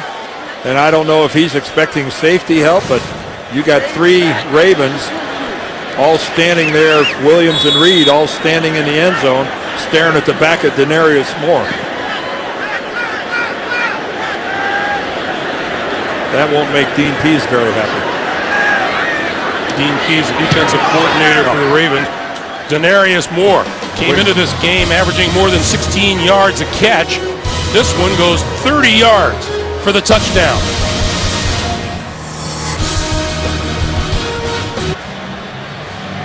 Bit of a subdued Baltimore sideline as the Raiders come back with a touchdown they absolutely had to have here early in the second half. Well, when you got that big of a lead, everything's supposed to happen in front of you defensively, not over the top. Jacoby Jones had plans to run that one out too, but it didn't happen. Nobody knows the game like a quarterback. Break down all the NFL action on NFL Monday QB tomorrow at 6:30 Eastern only on CBS Sports Network, the 24-hour home of CBS Sports. Speaking of quarterbacks, both of them having pretty good days, each one of them with an interception. Remember Carson Palmer's interception? It was Paul Kruger who made a heck of a play to jump up and block a pass and then tip it to himself and end up with the interception. This is Bernard Pierce. And Pierce will get a couple out of this. We got a scoring explosion in the last 8 minutes of this game. 31 combined points put on the board. Well, Carson Palmer doesn't have anything even resembling a running game to aid him. They've got a grand total of 29 rushing yards on the road in one of the toughest, if not maybe the toughest venue in the National Football League in which to win. These Ravens working on a 15th straight win at home, going deep for Torrey Smith again, and he just missed him at the 30-yard line. Well, Torrey Smith with that great speed, he had a step on Ron Bartell and Tyvon Branch. Again, now it's a situation of trying to find the ball, and you can see he was looking for it over his right shoulder and then had to switch and go back to his left shoulder.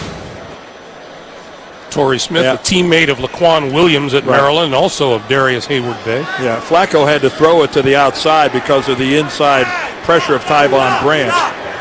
Hey, that's some set of receivers at Maryland, huh? No kidding. 3rd and 8.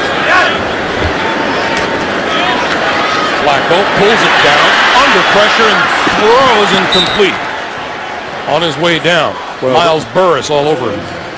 Oh, and real smart by Joe Flacco as he's going down to spot Tandon Doss out there in the flat. And at least get it nearby so that he didn't take the intentional grounding. I think at the last second he caught him out of the corner of his eye and he got it close enough. First Baltimore punt of the day. Sam Cook to kick it away to Phillip Adams.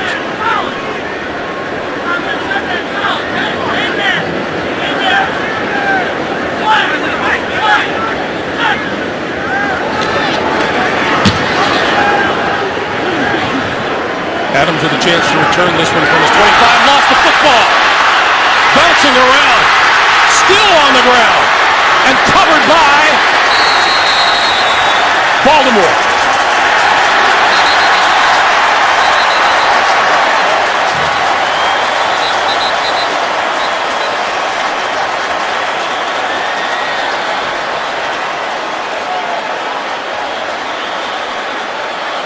Even when the Raiders force the Ravens to punt, things go wrong. Well, Adams with the muff. He starts to run, then he kicks it, and here start the mistakes of trying to pick the ball up instead of falling on it. Shockey Brown went over the top of it. And then finally, Ian Badejo gets in there on it. One of the great special teams players in the NFL. Brandon Ian Badejo, he's been doing it for a long time. And that sets up Flacco and the Ravens at the 20. Flacco to throw. To the end zone. Touchdown. Torrey Smith.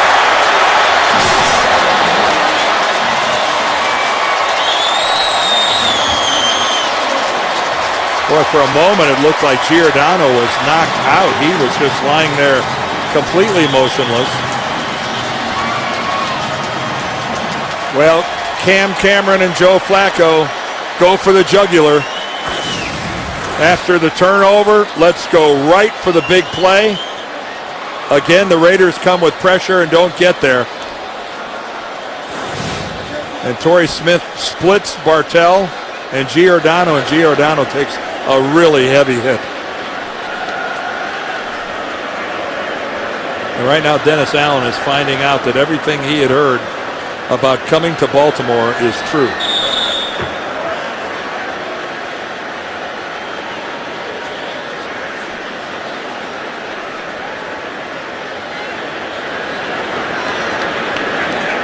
Justin Tucker for the extra point. Well, Torrey Smith, a quiet first half. 2 receptions here in the second half, a couple of touchdowns. Not so quiet. Flacco keeps throwing. The Ravens keep scoring. 41-17 Baltimore.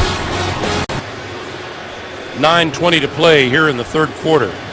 Torrey Smith, his second touchdown catch of the day. And, you know, Joe Flacco is having a pretty nice day throwing the football. You can't really say he's been under much duress from that Raider defense. No, they have blocked for him very well. He hasn't been sacked. Hit a couple times, but by and large, you're right, Greg. He has had a comfy little spot back in the pocket. Floyd Francis will get to return this one from about 3 yards deep in the end zone. Oof. A lot of contact at the 15-yard line. He's forward to the 17. Albert McClellan led the charge. Tuesday on CBS. It's a crime so big, the law and the mob will join forces. A can't-miss episode of TV's #1 news show, Vegas, Tuesday, only CBS.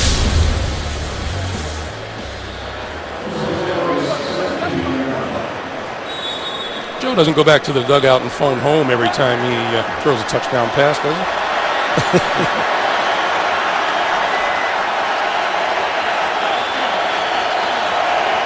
First down, Raiders at the 17. What's up?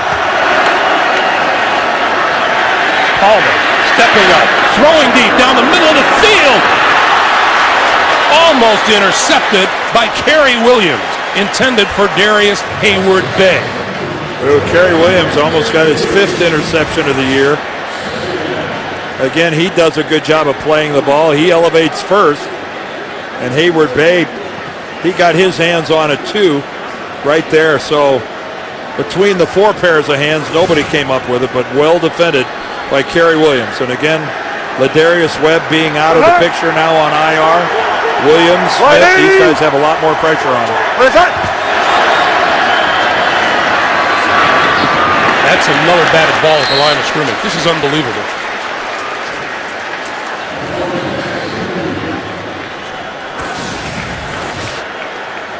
Again, Carson thinks he's got a good angle, but you can see there, Tyson, that's his second batted ball of the day. He's not anywhere close to getting pressure. That's Dean Peace, the defensive coordinator of the Ravens, who's moved upstairs into the press box. This is his second game up there. He used to work from the field. Gets a better look at things, obviously, from up there in the press box. Palmer with time this time on 3rd and 10, and over the middle, too high for his intended receiver, Denarius Moore. This has been a lot like volleyball today. Well, you're right. We've had more than our fair share. We've seen a lot of them this season. Terrell Suggs gets the first one of the game. There's Tyson's first one. Then Paul Kruger, he turns that into an interception of Carson Palmer. And then across the middle, another one. This has been some sensational job of batting the ball around by this Ravens defense. 6 of them. John Harbaugh is going to have a tough time finding something to complain about tomorrow. Jacoby Jones. Number 23. Across the 35 to about the 37-yard line. And we have a flag on the play. Great coaches never struggle to find something to complain about. Trust me, he'll find. How about Denarius Moore getting behind his secondary? There's a good starting point. During the return, holding, return team number 35. 10-yard penalty. First down. So Anthony Allen guilty of the penalty. That will back the Ravens up. 8:44 to play in the third. Back in Baltimore, 8 minutes 44 seconds to play in the third, and Baltimore with the ball in a 41-17 lead. And still many of the starters in the lineup for the Baltimore Ravens. This is Rice. And Rice is a flag. Yeah, that's a late hit. After the late hit on him. Boy, and that looked like hit him right in the head as he was already down on the ground. After the play, personal foul, unnecessary roughness, number 51. Let's give a listen. 15-yard penalty, first down.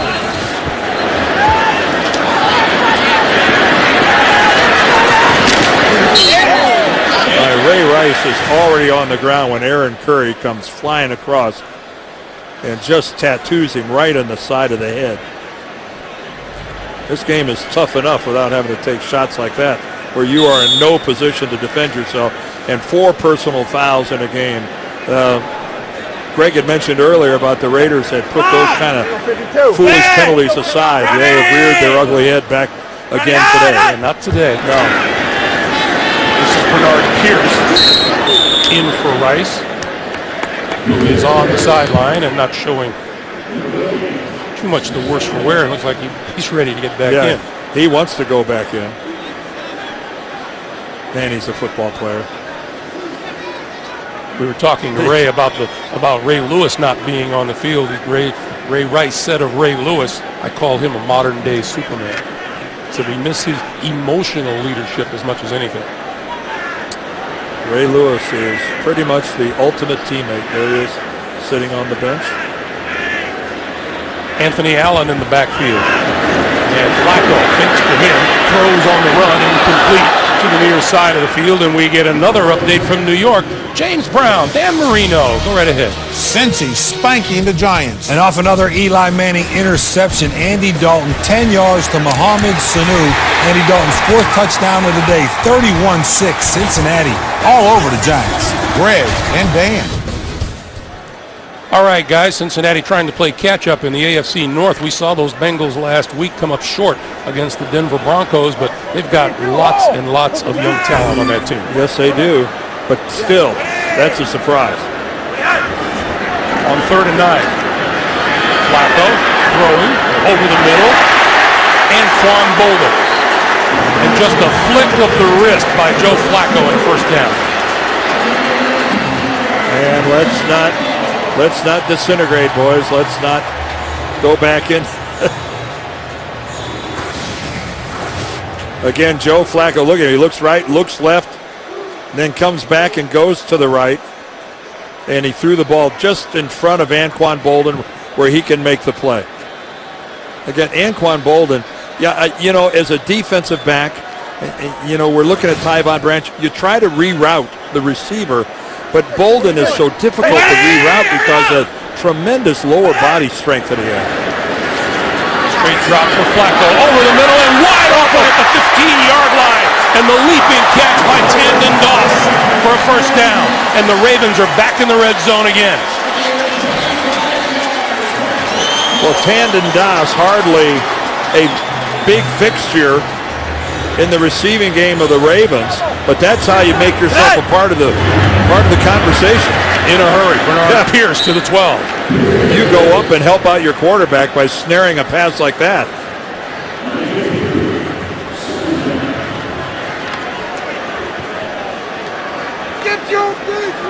Again, talk about, you hear the old saying, going up and getting the football at its highest. Look at that. That is just picture perfect of elevating as a wide receiver.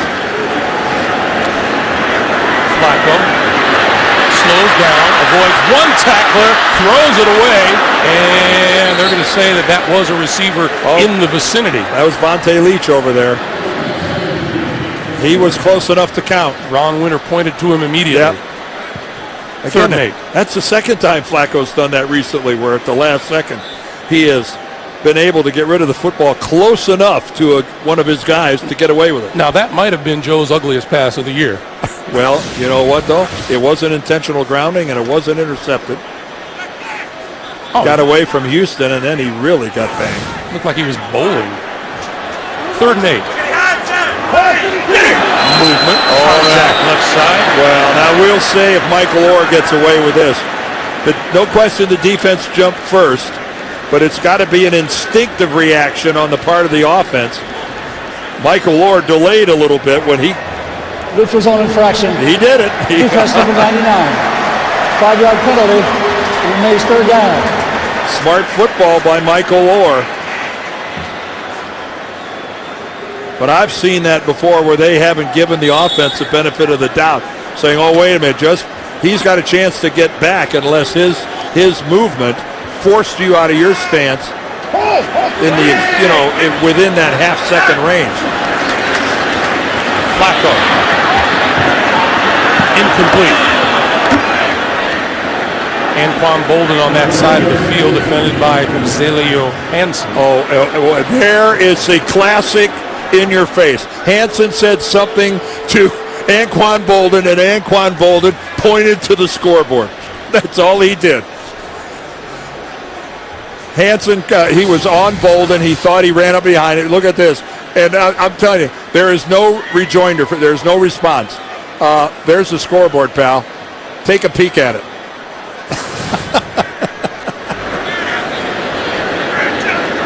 25-yard field goal attempt is faked. And into the end zone goes number 4, Sam Cook, the holder. If that isn't insult to injury, I don't know what is. Well, the old special teams coach, John Harbaugh, couldn't resist.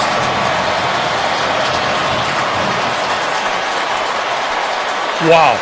Perfect execution. Perfect execution is right. Great blocking out front. Gino Gradkowski, number 66. A reserve offensive lineman, doesn't get to play from scrimmage, but he got noticed with that block right there. And Dennis Allen handled that better than I would have handled it.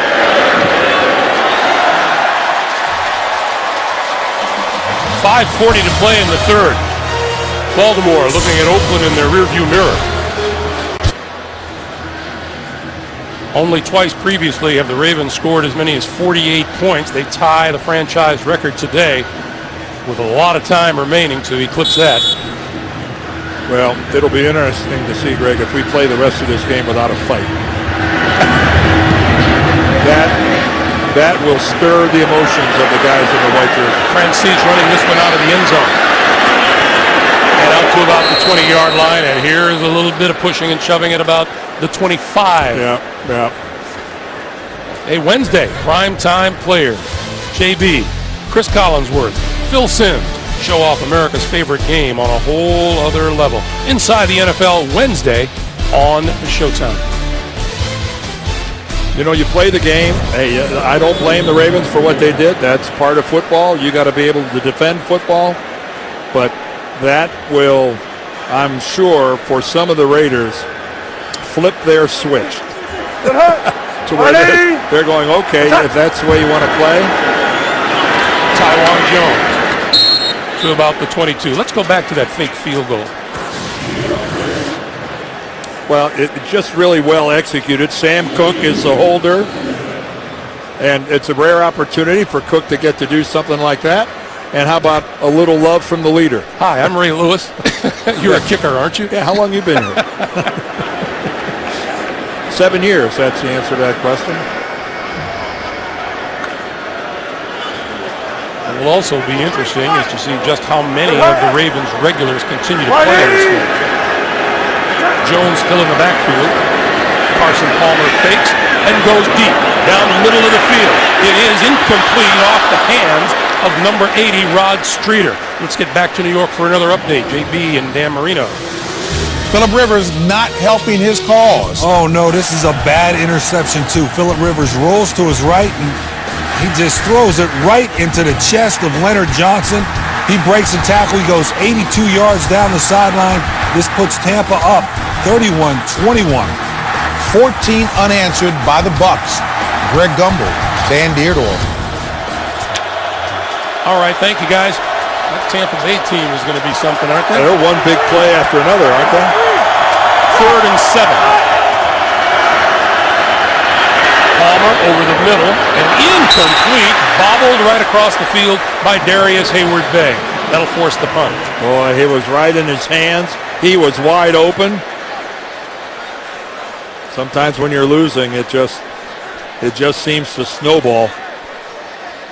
Again, though, Hayward-Bay is still a work in progress. I know this is his 4th year in the league, but catching the football does not come all that naturally to him. Yeah, and 4 years in the league, you begin to wonder when it is going to happen. Jacoby Jones. Talk about a big play waiting to happen. Across the 30 to about the 33. Hey, you can get coverage of every NFL game with NFL Mobile. While on the go, watch live streaming of every touchdown from every game with NFL Network, as well as Thursday, Sunday, and Monday night games and NFL Network's 24/7 coverage. Call ** NFL to download or go to NFL.com/mobile to learn more.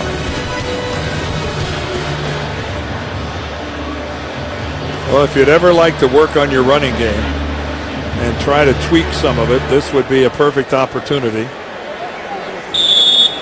Bernard Pierce is in at running back. Vontae Leach in to block.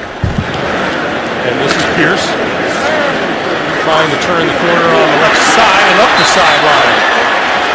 And has enough for a first down. We've had some huge plays today. Yeah, we have. And Baltimore's been turning. Here's a touchdown to Ed Dixon right down the middle on a seam pass. Then Jacoby Jones, a perfectly thrown ball by Flacco. And then a wide open Torrey Smith. And then Torrey Smith, his 2nd touchdown of the day. And Joe Flacco has been enjoying good protection. He's also been enjoying the view as he has found a whole bunch of his guys wide open in the Raiders secondary. Big plays haven't been frequent for the Ravens in the last 4 games. It exploded on offense today. It's just, can this show play on the road? That's the question that every Ravens fan wants to know. You know, that's the 2 points that Cam Cameron, the offensive coordinator, made to us yesterday, that we need to play on the road the way we play here at home. And, of course, what we've also seen is we want to play fast. Yes. Well, they don't want to play fast now. And Joe Flacco's still in the game. And I'm not a big believer in taking your starter out still in the 3rd quarter. This is Pierce. So while Flacco is still in there, Ray Rice obviously on the sideline. But you know, this is still a football game, and you still got to play it. Now, before the end, are we going to see Tyrod Taylor? Yeah, I don't think there's any question about that unless Oakland comes back and scores another touchdown or two.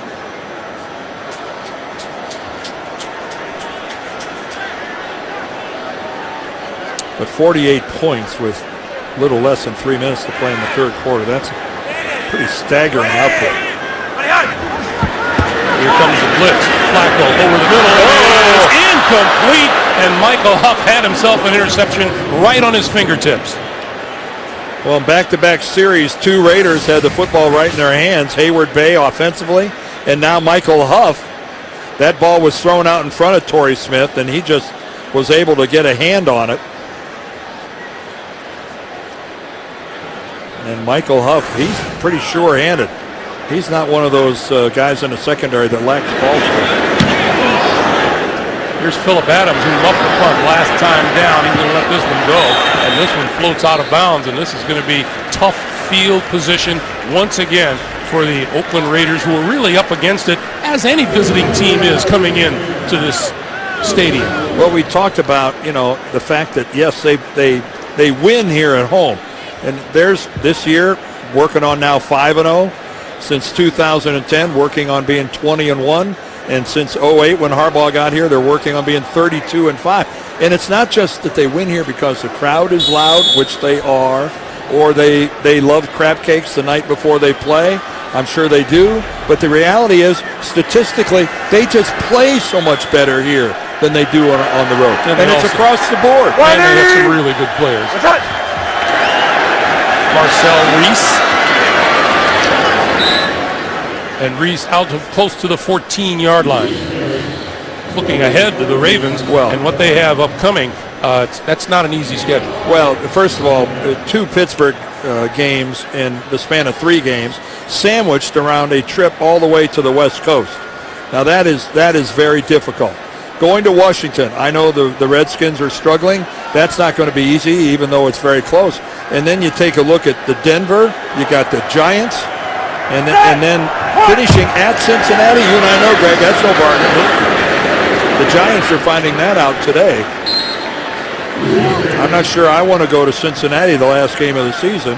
It's going to be cold, and if I had to win that game to secure home field or whatever might be at stake by the time they get to that point. And as we mentioned at the very top of the day, the Pittsburgh Steelers breathing right down their necks in the AFC North, just a game out starting this afternoon's play.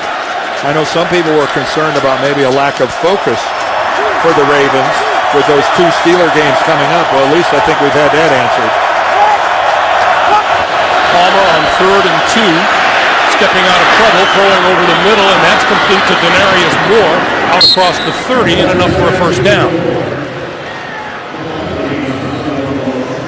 As we come up on 1 minute to play in the 3rd.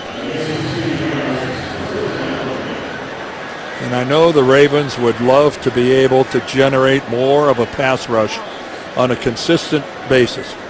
Palmer's been sacked twice today, but again, Suggs is still working his way back. He's not there quite yet, but this is a team without a really true instinctive pass rusher other than Terrell Suggs. Palmer throwing, and that's Marcel Reese, and he's out of bounds across the 40-yard line.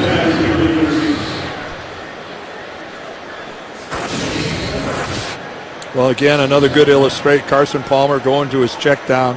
Finds Reese, and that he had to go down low for that thing, and that was a good catch on his part, and his hands are never in question.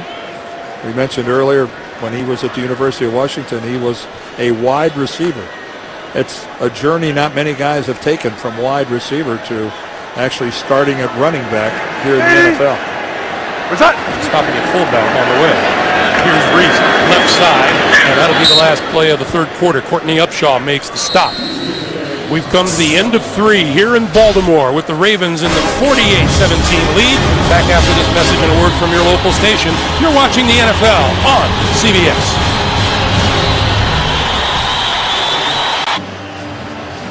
Back in Baltimore, along with our producer Mark Wolf, our director Bob Fishman, Greg Gumbel, Dan Deerdorf, and the rest of our CBS Sports crew as we start the 4th. Baltimore very much in charge, 48-17. Jeremy Stewart in the backfield behind Carson Palmer. The Raiders at their own 45-yard line. Palmer stepping up, throwing, wide open inside the 40 is Denarius Moore. Inside the 25, inside the 20, and that's a big gain down to about the 18-yard line.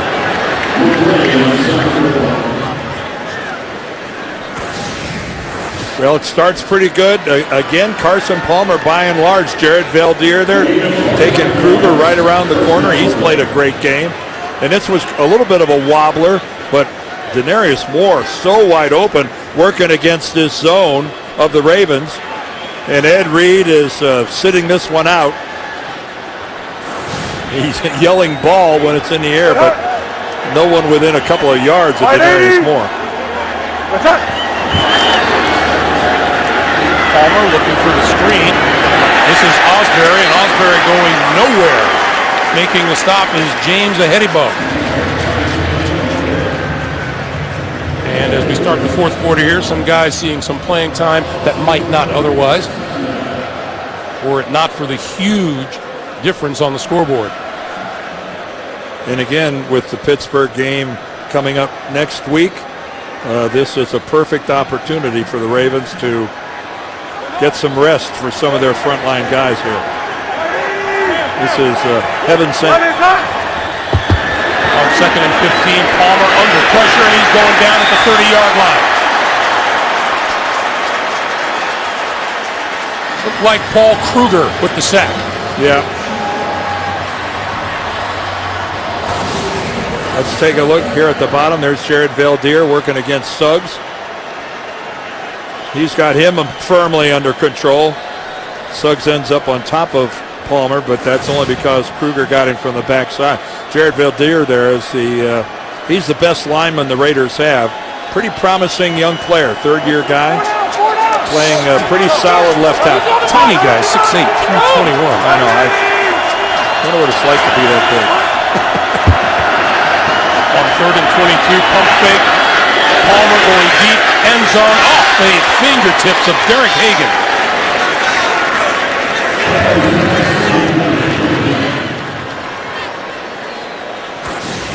Now James Ihedebo, he's in there playing the Ed Reed spot. Again, Hagan had a shot at it. That's a pretty good throw from Carson Palmer. When you put it on the hands of your receiver in the back of the end zone, this is the NFL. That's kind of a ball that you'll see a lot of good receivers make that catch. This is Sebastian Janikowski from 47 yards out.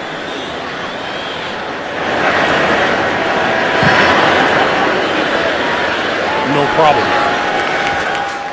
12:47 to play, fourth quarter. Raiders had 3. That's not nearly enough. 48-20, Ravens. Welcome back to Baltimore. 12:47 to play here in the fourth quarter. As Santa only can dress in Baltimore. Holidays are nearly upon us.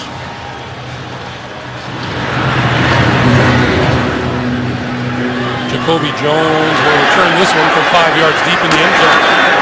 And running one right up the side. And he is gone.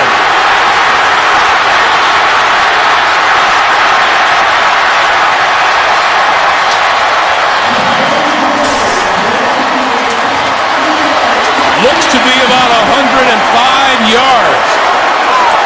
Wow. A 108 already against Dallas.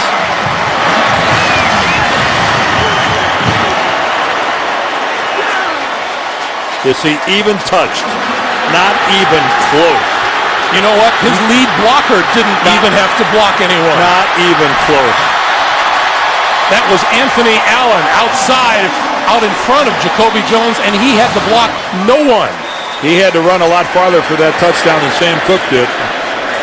2 special teams touchdowns for the Ravens.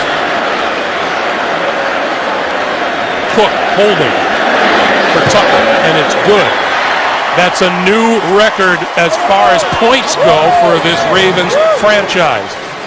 55 on the board. Number 52 in sweats, as happy as any Raven on the field. Back in Baltimore, Jacoby Jones. You know, you had a day like he's had today, you can smile. Boy, Francis will run this one out 5 yards deep in the end zone. Bumps into a teammate and out across the 20 to the 25. Jacoby Jones, it was a little bit of deja vu for him. Well, here's the one against Dallas, and you can see the Dallas guys get out of their lanes, and that's all there is to that. And again, it's not like he ran over people to do it. Good blocking initially by his guys up front, and then a complete disintegration of the Raiders coverage package. You've at least got to make the kickoff return guy break at least 1 or 2 tackles on a big return. But to not even, to just wave at him as he goes by, that's embarrassing. Taiwan Jones to about the 28. You know, the Raiders, unfortunately for them, 2 weeks in a row now are making all of the highlight shows for the wrong reasons. One last week giving up 251 yards rushing to Doug Martin, 231 of them in the second half, and then now this debacle today with 2 special teams touchdowns scored against them. And that last one tended to bring much of the crowd to its feet and heading for the exits. This is Marcel Reese, and Reese gets it across the 35, and that'll be enough, or very close to a first down, maybe about a half yard shy. Let's see where they spot the ball. Well, Greg, I pretty much can guarantee you that a large portion of this crowd is going, wow, if we can just take some of this with us on the road to Pittsburgh. Yeah, don't spend it all here in one day. Can we look like this at Heinz Field?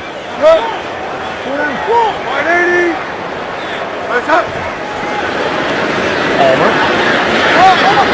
Oh, what a diving catch close to midfield made by Brandon Myers. And that's a first down for the Raiders. Bernard Pollard talking to Jameel McClain, trying to tighten up that coverage. There's a lot of coordination between an inside linebacker and the safety behind him.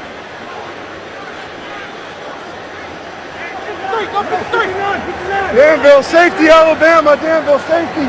Alabama. Danville safety. So Alabama. now Palmer at his own 49. Set up. Right 80. What's up? This is Reese. On Reese will get about a yard. And Dan, a coach, looks at his team carefully in situations like this, talking about Dennis Allen, to see how they react under these circumstances. Well, it's been a tough couple of weeks. You know, keep in mind that this is a team that's dealing with some tragedy.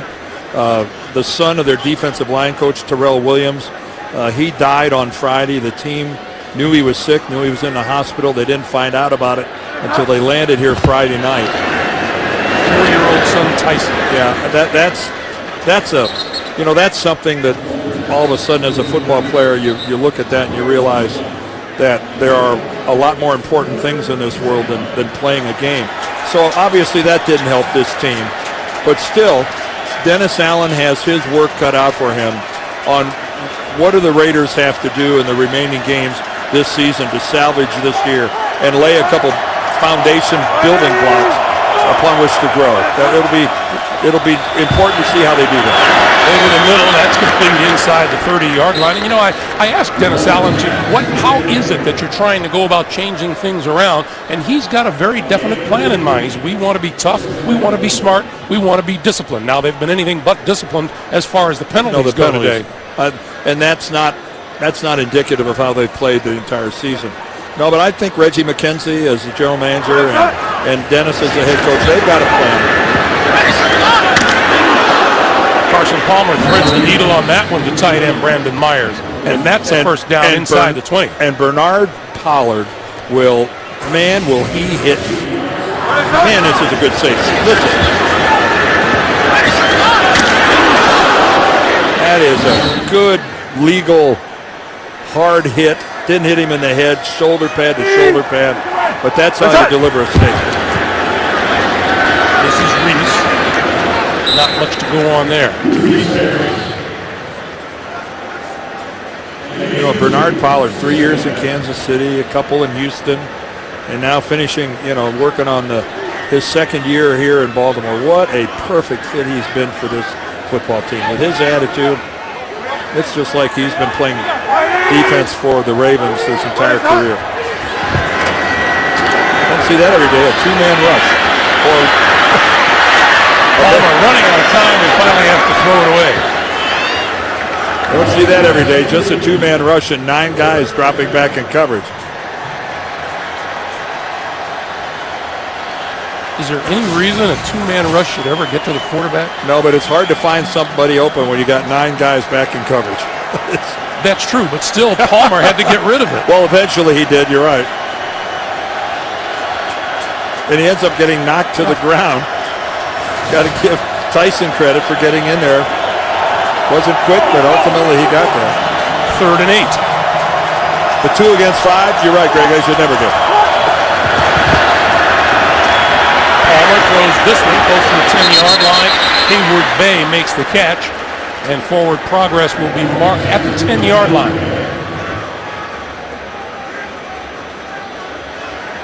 And there's no reason to kick a field goal here. It'll be 4th and 3. No, I don't think so. Maybe they could run a fake field goal. I've heard they work. Number 53, Reebok. Lost the football. Oh, the Raiders. Are you kidding me? Remember they went on a 4th down earlier in the game and Carson Palmer fell down because he got stepped on by Brizell, his right guard, and now they have a fumble on a 4th down play. You know what? It's going to be a long plane ride back to Oakland. With 7.5 minutes to play, Tyrod Taylor, the second-year quarterback out of Virginia Tech, has replaced Joe Flacco in the Baltimore lineup. And this is Bernard Pierce trying left side. Joe Flacco on the day pretty much had his way with the Oakland Raider defense. 341 yards, 3 touchdowns. And as they love to do on this offense, they got the ball downfield on big plays, over-the-top plays. Torrey Smith didn't have anything going on at all in the first half, and then came right out with a couple quick touchdowns in the third quarter.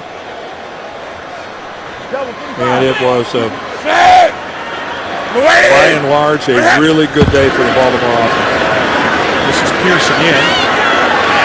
Pierce going to be run out of bounds at about the 11. So the Raiders have given up 55 points today. Last time that happened way back in 1981, courtesy of our friend Dan Fouts in the San Diego Chargers. Yeah, and that time he finds Kellen Winslow. I heard he was pretty good. That's Chuck Muncie, a little halfback pass again to Kellen Winslow. And, coming in from the right, I think I see number 75. There's Howie Long, a very young Howie Long. That might have been his rookie year as he got in there to express his displeasure. Oakland has allowed 97 points in its last 2 games. That's not going to get anything done. Whistle blows before the snap. Timeout. Baltimore. They're first. I think they weren't. This will be a 30-second timeout. They weren't going to get the snap off in time before a delay penalty. So Baltimore uses a timeout that they won't really be needing down the stretch anyway. Hey, next Sunday, the NFL on CBS doubles up. First, Dan and I will be down in Dallas as the Cowboys take on the Cleveland Browns. The Jets go up against the Rams. Phillip Rivers leads the Chargers against Peyton Manning and the Broncos. Or Andrew Luck and the Colts challenge Tom Brady and the New England Patriots. Check your local listings, beginning with JB, Dan, Shannon, Coach, and Boomer Esiason on the NFL Today, presented by Southwest Airlines. Tom Brady and Andrew Luck on the field. Talk about the future, taking a look at the present. On 3rd and 11, Taylor sets up the screen and right through the hands of Anthony Allen. Oh, he had something going too. It's a perfect setup. The Raiders came with the blitz, and you've got a screen. That is a big play waiting to happen.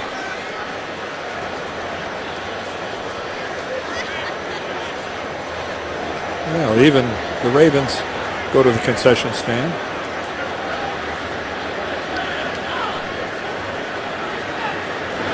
Phillip Adams awaits the punt from Sam Cook. And this will chase him back all the way inside his 30-yard line. Gives ground to the 25. Penalty marker flag. This will be another penalty coming up against the Oakland Raiders. And block in the back. After a while, you think you've run out of feet to shoot. You can only shoot yourself in the foot so many times. Yeah, you could see that from a long way away. I think Keenan Clayton, a backup linebacker. This is the 9th penalty of the day against the Raiders. Illegal block in the back. Number 57 return team. 10-yard penalty. First down. 5:59 to play. 5 minutes and 59 seconds. It can't go by fast enough for the Raiders. The NFL on CBS is sponsored by E-Trade. Works beautifully. And by Bud Light, the official beer sponsor of the NFL. Here we go.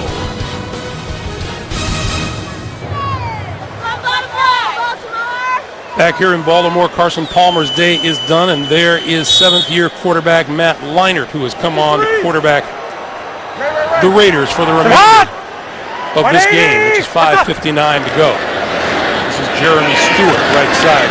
Boy, there's been a lot of points scored around the National Football League today. The most here. Meanwhile, the numbers for Carson Palmer on the day, 29 of 45, 368. Follows up on his 414 yards in the loss to Tampa Bay last week. By and large, a pretty effective day by Palmer, considering everyone knew going in that what he was going to be able to do throwing the ball was the only chance the Raiders had with both their running backs back in California, both of their starting running backs. 180! What's up? This is Stewart again. And Stewart, hit hard as he crossed the 20-yard line. A reminder, coming up, the Subway post-game show. JB, Dan, Shannon, Boomer, Coach Cower have all the latest NFL scores and highlights. As I said, a lot of big scoring around the NFL today. This is the most points that been scored, but there are a lot of big numbers on the board around the league today. That's all coming up on the Subway post-game show. Yeah, Denver's putting it to Carolina. There's Tennessee's routing somebody. Boy, you didn't see that coming. Cincinnati's got 31 on the New York Giants. Matt Leinart has not thrown a pass since last season as a member of the Houston Texans. And we get a marker. Delay of game. Offense. 5-yard penalty. Remains third down. And maybe that rust is showing a little bit.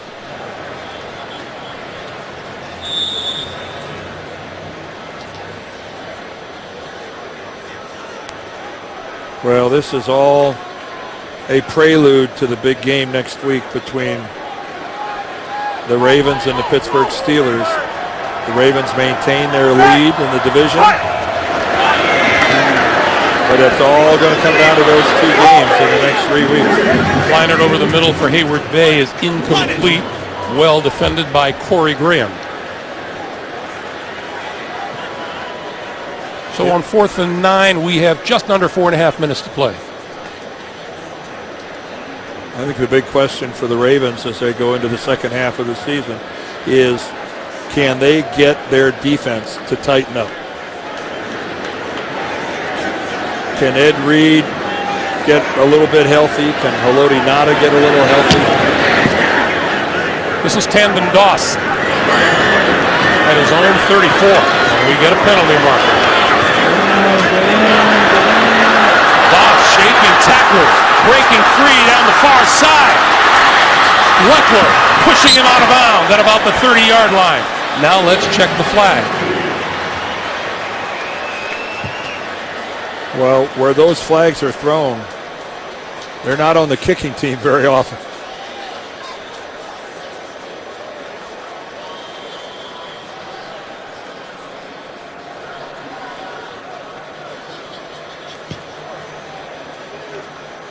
During the kick, holding, number 22 of the receiving team. 10-yard penalty, first down. That's Jimmy Smith, guilty. And there's Sam Cook. What an eventful day he's had. Well, you know, it's not his first time with a little trickeration. A couple of years ago against the Dolphins, throws a nice little pass out there to Kerry Williams. Then last year, he gets a 2-point conversion. And then how about this? This was today. He's going for the whole enchilada. He gets a touchdown here. And that gets a hug from the captain, Ray Lewis. I think we're talking player of the week honors.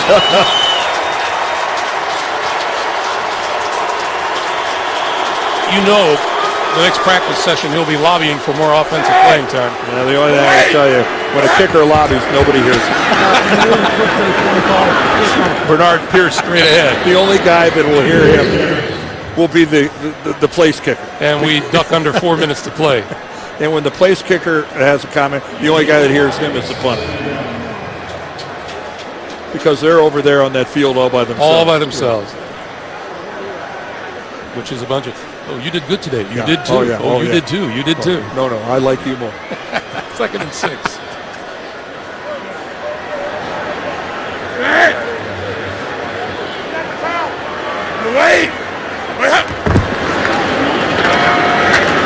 This is Monte Leach. You know, one of the things we talked about John Harbaugh, and Harb's agreed, any coach looks for consistency, and his team has not been consistent enough to suit him. Well, no, and especially on the road. And, you know, what happened down in Houston, you know, take a look what's happening to the Giants today in Cincinnati. That can just happen. And I think every team throws off at least one clunker a year on the road especially. And so, you know what? You kind of just jettison that. Now, you may see Houston down the line in the playoffs, in which case you'll get a chance to maybe atone a little bit for that. Play clock down to 1. Tyrod Taylor gets the snap off. This is Pierce, and Pierce nowhere to go on the far side of the field as we approach 2.5 minutes to play. But by and large, Greg, the Ravens' road performance has to improve. I mean, like Joe Flacco's completion percentage is 15 percentage points better at home than it is on the road. So the reality is they've got to tighten some things up in the way they perform on the road, because you're just not going to get to play every game right here, as they're going to find out next week in Pittsburgh.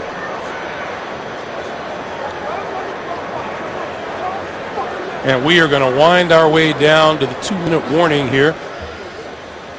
And we'll take our break.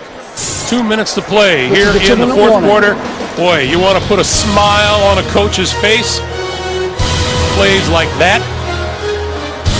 And a smile. And that. And a fist pump.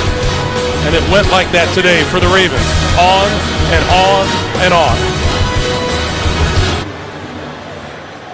We're approaching sunset here in Baltimore. 2 minutes to play here in the fourth quarter. Phillip Adams is deep for the kick from the new hero in town, Sam Cook.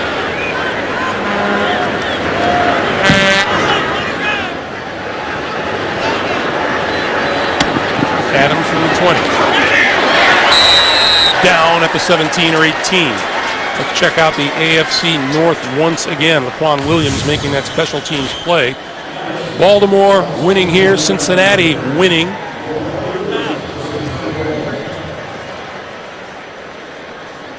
And Pittsburgh plays tomorrow night. Yeah, they play Kansas City tomorrow night. Kansas City in the midst of a real struggle. So they've got to be a long shot to upset the Steelers. Not that everyone in Baltimore won't be rooting like crazy for the Chiefs. Meanwhile, this Ravens team, 55 points on the board, the most in this NFL season so far, and shooting for a 15th straight regular season home victory. Jeremy Stewart to about the 23 or 24-yard line.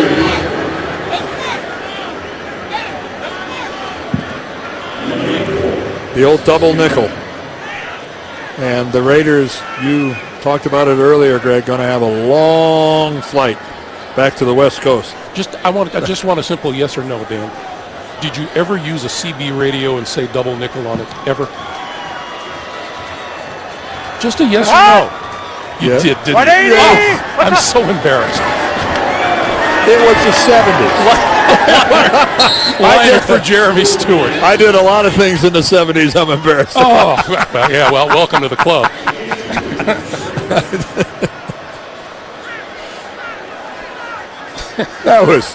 That was a terrible. I thought about lying, though. And I probably should have. I was hoping that you'd just cut it off right at the CB thing. Oh, no, of course not. Everybody had a CB radio back then. It was cool. Au contraire. It was cool. Besides, it was always a good opportunity to work on your microphone skills. That's where it all began. Jeremy Stewart. And Stewart hit from behind by Albert McClellan, number 50. And we are down to 25 seconds to play, and that looks like that'll be it. We just got to make sure we don't see Smokey between here and the airport. They'll shake hands at midfield. Meanwhile, the Oakland Raiders fall to 3-6 in a game that they would like to forget as quickly as possible, while the Baltimore Ravens improve to 7-2 on the season with a most impressive victory here today. That's the end of the game. Our final score, Baltimore 55, Oakland 20, coming up next, the Subway postgame show.